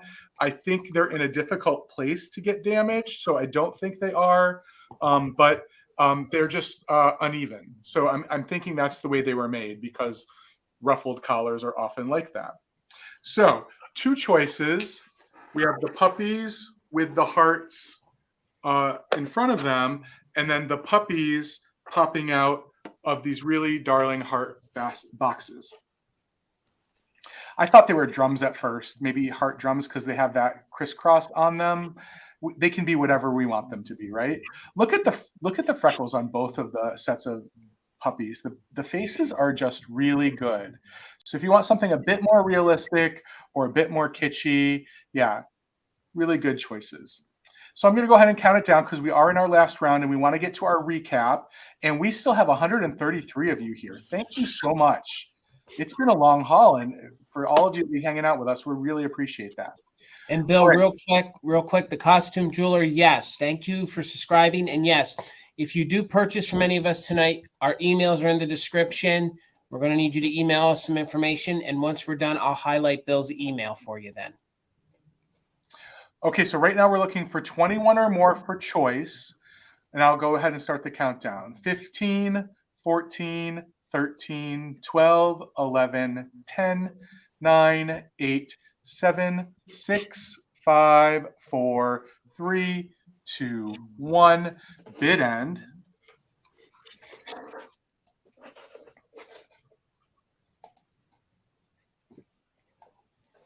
So the delicate ceramics are out and the cat comes back. That's the only time he pops up on my desk, is when I have these little ceramics. All right. Okay, so there's the bid end. So the costume jeweler had a bid of 25. Maria Lola came in with a just in case of 30. The costume jeweler has a bid of 35. So at your bid of 35, let me know if you would like the puppies with the hearts or the puppies in the boxes. So we can just say hearts or boxes. And of course, you could take both at your double bid. And then Maria Lola, you have the backup at 30. I hope those dogs are eating chocolates. So puppies with the hearts. Yes. Yep. Maria Lola, just let me know if you would like these puppies for your bid. And obviously you can pass if you wanted the other ones. Okay. I don't know if there are any other bidders. No, those were the only 2. Okay. Thank you all. All right. And then costume jeweler, there is Bill's email. So please make sure you email him, and let's just do it across the board since we're in our last round. If any of you are new to any of us, please email us the information. We're going to need your YouTube name. We're going to need your full name. We're going to need your full address and a PayPal email. If you don't have PayPal, that's all right. We just need an email so that we can send it to you. Then you can check out as a guest. It's very, very simple. So the costume jeweler, there's Bill's email. And if you bid from any of us or buy from any of us tonight, our emails are below us. And that's how we do it. All right, John, how much is your last item, sir? Last item was $12. And you can't get further away from kitsch than this. This is alabaster heart paperweight. This is made by Duceschi out of Italy. It measures 3 3/4 inches wide by 3.5 inches in length, from kind of like that to the peak there. Not much to say about it. It does have its kind of it's odd. I think this is a sticker. It's just so worn in that, you know, it's almost not stick-like at all, but that's where all the information is, the maker and then where it was made, that it's genuine alabaster. If you collect ephemera, like I collect ephemera, and you want to put out things like, say, maybe you have some love letters or some lovely sheet music or something, it's nice to just kind of set this on top and use it as intended. Or, as I've also done, you could prop it up in a display. It is alabaster, so it's a little heavy, but you can make it work because I've made it work and it's not that difficult. But I love this. I like the kind of striations of it, kind of like you'll see in alabaster, obviously different kind of finishes just because of the nature of working with that material. The other ones I saw by the same maker, this Duchesky, have a little bit of a swoop. I saw a lot with a kind of a swoop. This is more of the traditional heart shape. But again, just asking $12 for this paperweight. That's an amazing price, John. My gosh, those eggs you can't even get for that price. I have some of the eggs. Okay. So classy. These are so classy, the alabaster, especially any of the figurines. Yeah, just a flat back, obviously, because of putting it on something, but that kind of rounded shape you can kind of see from the side. But again, I love that it has this, it's this nice kind of almost purplish red in a way. It's not like a red, and it's not super pink, but it's got this nice, I would say purplish red to it. Right. And again, kind of just a different kind of take on Valentine's Day items, and I wanted to bring a range of things tonight. But just looking for 12 on this. I know we're going to have our recap starting in just a little bit, so I will bring it back for that if you want to give it a thought. Thanks so much. All right. All right, Brian, how much is your last item, sir? Final one is 45. Gotcha. And I do want to do a quick PSA to echo what you had said earlier about shipping glass. I did ship something to Arizona last week, which is actually having very cold temperatures at the time, and the piece did shatter. So it does happen. It doesn't seem like it would happen, but it does happen. So if anybody's getting any glass from anybody tonight, keep that in mind and let it, anything from any like glass or ceramics, as Jason recommended. Bring it inside, let it acclimate to your interior temperature, 24 to 48 hours. I think Jason's on the higher end of the 48 hours. I give it 24, although I maybe start doing 48 hours and then open it. Yeah. So with that said, my last piece is a glass piece, kind of urnish style maybe. And this is by the Polish Institute of Glass, from what I can translate from the sticker on the very bottom. I don't know if it's coming through very well. It is in Polish. And I believe, again, kind of based on the style of the sticker, it's kind of paperish, it's probably an 80s piece, if I had to guess. If anybody knows otherwise, though, please educate me. It's 11 inches tall and 4.75 inches in diameter across the bottom. Very good condition, no chips, cracks, or breaks. Clean on the inside. If it's not coming through pink, it is pink. Maybe if I hold it back a little bit better, it shows pink. It's definitely a paler light pink, though. Great to offset some of your reds and other deeper colors, maybe in a Valentine's display. Clear glass for the handle, and then it gets clearer at the bottom again. Pretty much pink all through here, pretty solid. Can't really see through it, and it's not so you get towards the bottom that the pink starts to blend out to the clear base. Polish Institute of Glass, again, sticker has a little bit of wear, but you still can make out. If you were to purchase it, you'll be able to read what you need to off the bottom.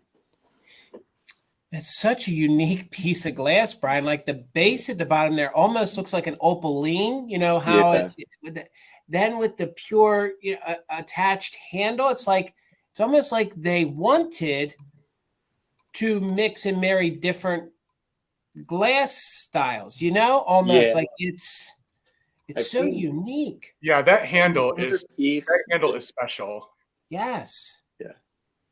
I saw one other piece that was the same color, same company, but the upper part was a little bit different, similar, but still like different. So I don't know if each piece that they make is completely individual or not. I only could find a little bit of information on them.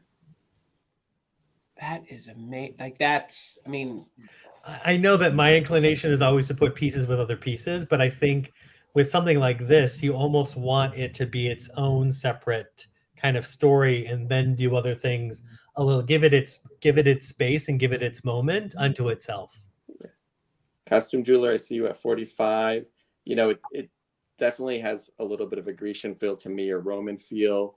That not quite, you know, your mid-century that people might associate me with, but I couldn't pass it up when I saw it because it was just interesting. Well, the handle makes me think of the harp, right? Like it's got that graceful. It's beautiful.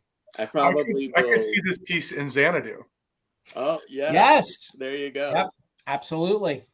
I will likely double box this. Is Xanadu the new mermaid? That's that what we're saying? Oh, I'll likely double box it when shipping, just because this makes me nervous, of course. But right. We'll go ahead and start a countdown. Thank you, Costume Jeweler, for your bid of 45. So 15, 14, 13, 12, 11, 10, 9, 8, 7, 6, 5, 4, 3, 2, and 1. So looking for 46 or a bid end. Wow, hearing the song Xanadu can't not put you in a good mood. And if it ain't gonna put you in a good mood, then there ain't nothing gonna fix you, make you feel good. All right. And there's our bid in. Thank you so much. All right. Appreciate it. Yes, Costume jeweler. I will share it with Brian. All right. But are you gonna charge us, Bill, to share that information? I'm a friend, guys. I'm a friend. All right. Just my last. What was that, Brian? No, it wasn't me. $10. Well, okay, just $10. All right. My last item is going to be some kitsch. It's going to start at $26. Now, gang, first of all, I'm starting these low because there is a repair here to her arm. Okay, and it's a very good repair, I think. You know, I have to imagine that these always probably got damaged, so you can see that she does have an arm repair right there. But these are Lefton. And I actually tried to look up and do some comps on these. I couldn't find any of these anywhere online. So I don't even have these in my collection. So these are a little harder to find. There's remnants of her Lefton sticker right there on her undercarriage. Again, these are the kissing and these are the hugging little, man, my brain completely shut off. The little hugging and kissing angels. So you can see, other than her arm repair, she is in really good condition. Pardon me, with just a little bit of paint loss there on the heart of her wing.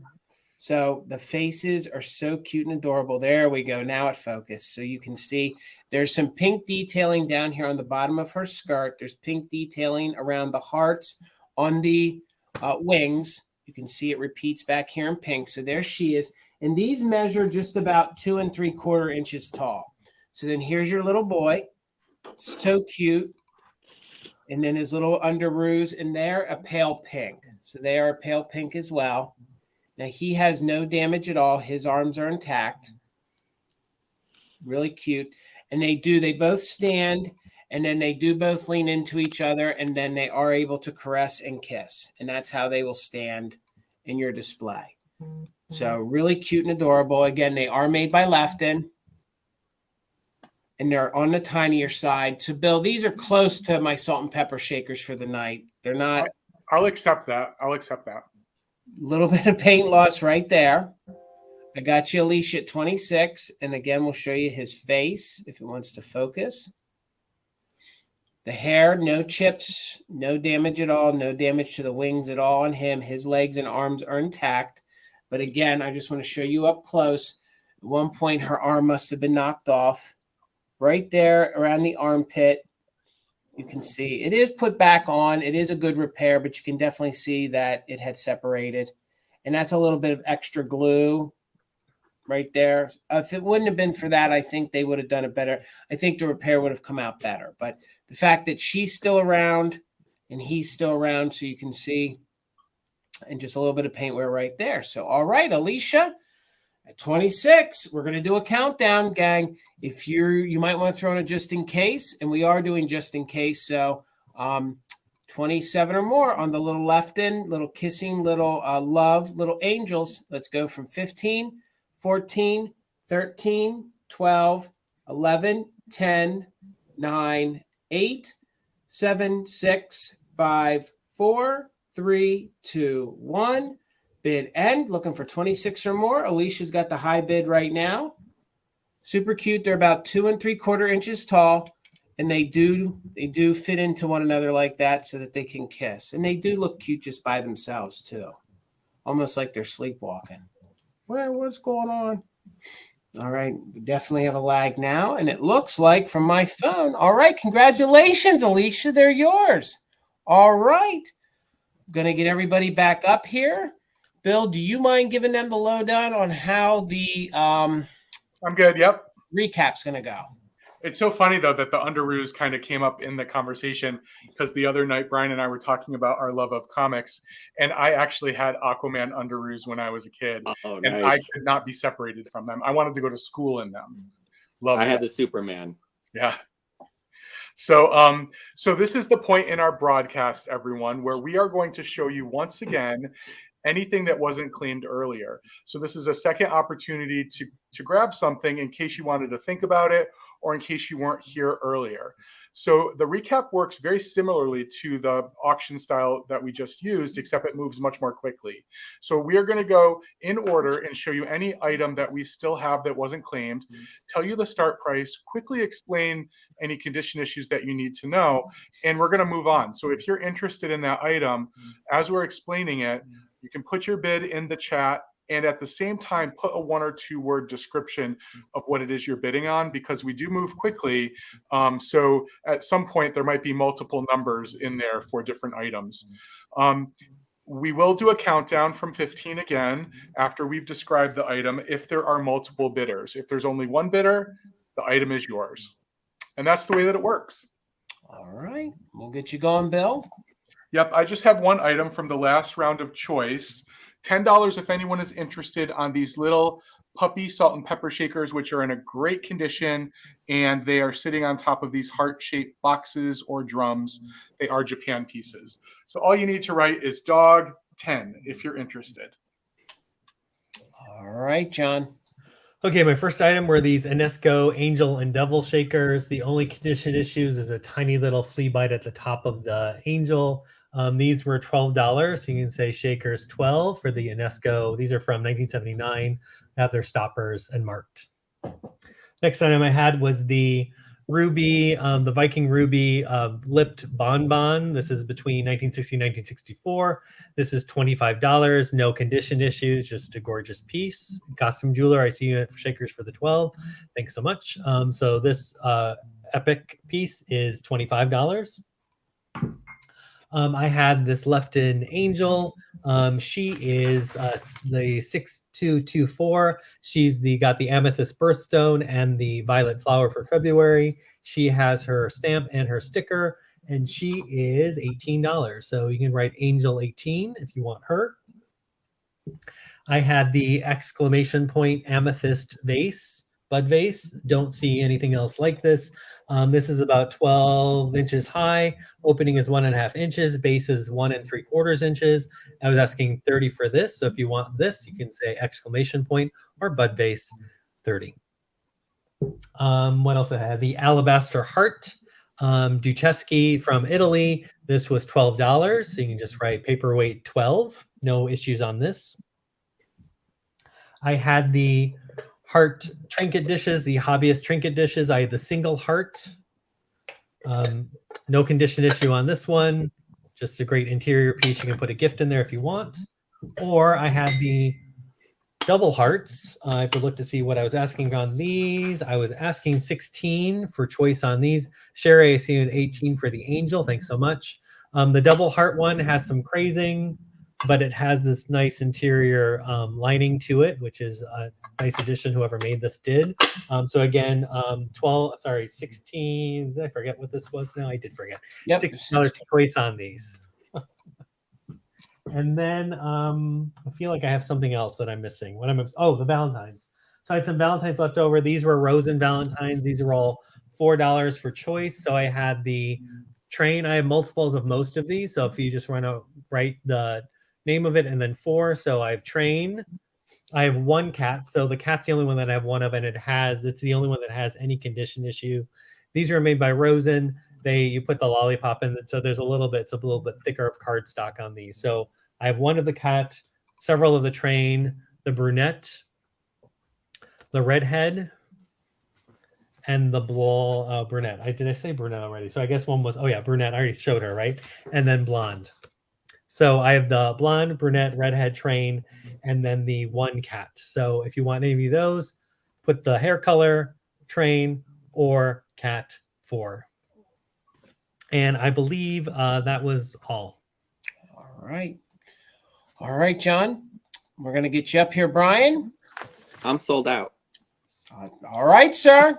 All right, sir. Congratulations. Easy enough. Thank you. All right. All right, John. Hold on, everybody. While you get yours, fasten your belts. I'll go through mine as quick as I can. I had 1 of the mop pets left. Didn't know that's what these were. I had the cute little dog on the little Be My Valentine pillow. If you're interested in this was 16. So just put dog 16 and he could be yours. He or she could be yours. I had the Love Boat left. This is the little earring holder. Minimal wear, just a little bit of wear here to the top, as you can see. Overall, maybe just a little wear on the bottom. Super 1960s. This measures, let me get my measurements here. This measures just about, cannot find my measurements, about 6 by 4.5. 6 by 4.5. If you're interested, put boat 18, and that could be yours for $18. Then I had the open pack from American Greetings. This is, you can make 8 individual little cards. This one, you can see that it does have the little skydiver in here, or the cute little baseball fella. All this in here that you can make a kit. This was $10. So just put American Greetings, $10 if you're interested in that. And John, did you get the cream on the paperweight? I did. I'm being very slow in typing back because I'm slow. I'm a slow mess, but I got it. Yes. And then I had the Fenton in the blue satin custard. This is probably from the 1970s. It is in the Epic Drape pattern, $38. So if anybody was interested, just put Fenton 38 and you could have that. It's a gorgeous piece to add to your Valentine's Day. And I guess that was it. So gang, again, while we wrap it up here, if there's anybody who watches this in a replay and you see anything that didn't sell, please feel free to reach out to us via the emails that we have linked in the description. I want to thank our bid enders, Karen Gillette. Thank you, Karen Gillette. I want to thank Colette. Thank you so much. We couldn't do this without you. Before I let everybody go, let's know when we can see you again or how they can find you. If you guys want to make sure, again, tell them, about your Instagram and everything. So, John, where are you going to be next? I have a sale tomorrow over on Instagram with Janelle and Rochelle. I know Rochelle has been part of one of Jason's and Bill's sales before. So that is tomorrow night. I don't know the time, but it'll be later start because they're on the West Coast. Yes. So look for that on Instagram. And then I think I have a couple sales next week. I may actually do a Valentine's solo sale this Friday. We'll see if I get my act together. So just follow me on Instagram. If you're not already following me, I do displays for different occasions. I would love and appreciate the follow. I like seeing what you all do with your own vintage as well. And John, did you see that Les did want some of your cards? She's asking. Yes, I saw. Well, I saw. Was she the one who? Yes, the 3 girls, and yes, yep. All right. Okay. So Brian, when can they find you again, and how can they find you? Yes, I am MidCentury Mister on Instagram. My next live show actually is with John and Bill on Sunday, this Sunday already. But I'm actually doing a larger feed sale over a few days that I'm calling Babes, Beauty, Beefcake, and Booze. So anything related to those kind of categories, you'll see a bunch of stuff in my feed. That's also what we're going to be focusing on for the sale with Bill and John. And then I'm also having another live sale in that same theme on the next Tuesday. So that's where check out my feed, and you'll see a bunch of hopefully cool, fun stuff. And Costume Jeweler, to answer your question, on my channel, we have a sale every single Monday night at 8 p.m. Eastern. And then I host a sale every other Wednesday on my channel called The Gents. All right. So, Bill, when can they find you again, friend? So I will be back on Instagram for my weekly kitsch sale with Steph at Crazy for Kitsch. You can catch us at 5, and we are fast if you are joining us, fun and fabulous. And then I will be doing a pop-up sale with our own Enamer Amy on Saturday here on YouTube, and it will be a kitschy sale, of course, because you know Amy and I, and probably a little Valentine's mixed in. And then, of course, you just heard Brian and our babes, booze, beefcake, and beauty. And I think I messed it up, but the 4 Bs. 4 Bs, yeah. You got the categories. You're good. And guys, again, if you purchased from any of us tonight, especially from John or from Brian, their emails are up there right now. Please take a screenshot. If you need to come back, it will be pinned in the chat. It's also in the description of the video. I also want to say really quick, Brian does eBay. So his link to his eBay is also in the description. So if you guys are eBayers, you want to make sure you follow him, because if it doesn't sell here or he takes things over there, so on and so forth. So, gang, I'm thinking we're probably going to be doing this again with some other themed holidays coming up. So please make sure you're following us here at Mother Tucker's. We will keep you clued in on what and when we do it again. On Wednesday, I will be back here on YouTube, but I will be on David's channel for the Vintage Gents. He's David Junk Drunk Mantiques. This week, we're going to have a guest again. We haven't had a guest in a good long time. It's going to be the lovely Enamer Amy. She's going to be joining us. So that'll be at 8 p.m. Eastern. And then on Thursday, we will have the Vintage Quartet that I'm part of. That will be on Sarah's channel. She is the traveling button. So you want to make sure you follow her. It'll be her. Her husband is also a co-host on that, David, myself. And our guest this week is Heather from Antiques Agenda. So hopefully some of you are familiar with her here on YouTube and you follow her. She will be with us for the first time. And I think we're going to have an eclectic mix of items this Thursday. Gang, I think that's it. Thank you so much. Happy Valentine's Day, fellas. This was a good time. I had a great time. Thank you for having us. Thanks for having me. Thank you. And I can't wait to do this again with you guys. This was great. And before I let everybody go, I made myself a promise when I first got into doing this that I was going to do this, and I didn't do it yet. But I think this is going to be the first broadcast that I end with this. Please consider yourselves lucky, and please, if you don't mind, become an organ donor. There are some people in our community that need some help.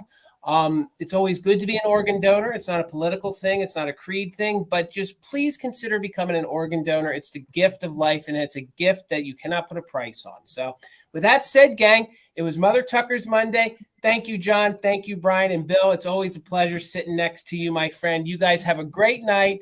Have a good one. We'll see you guys back here next week. Good night, everybody. Happy Valentine's Day.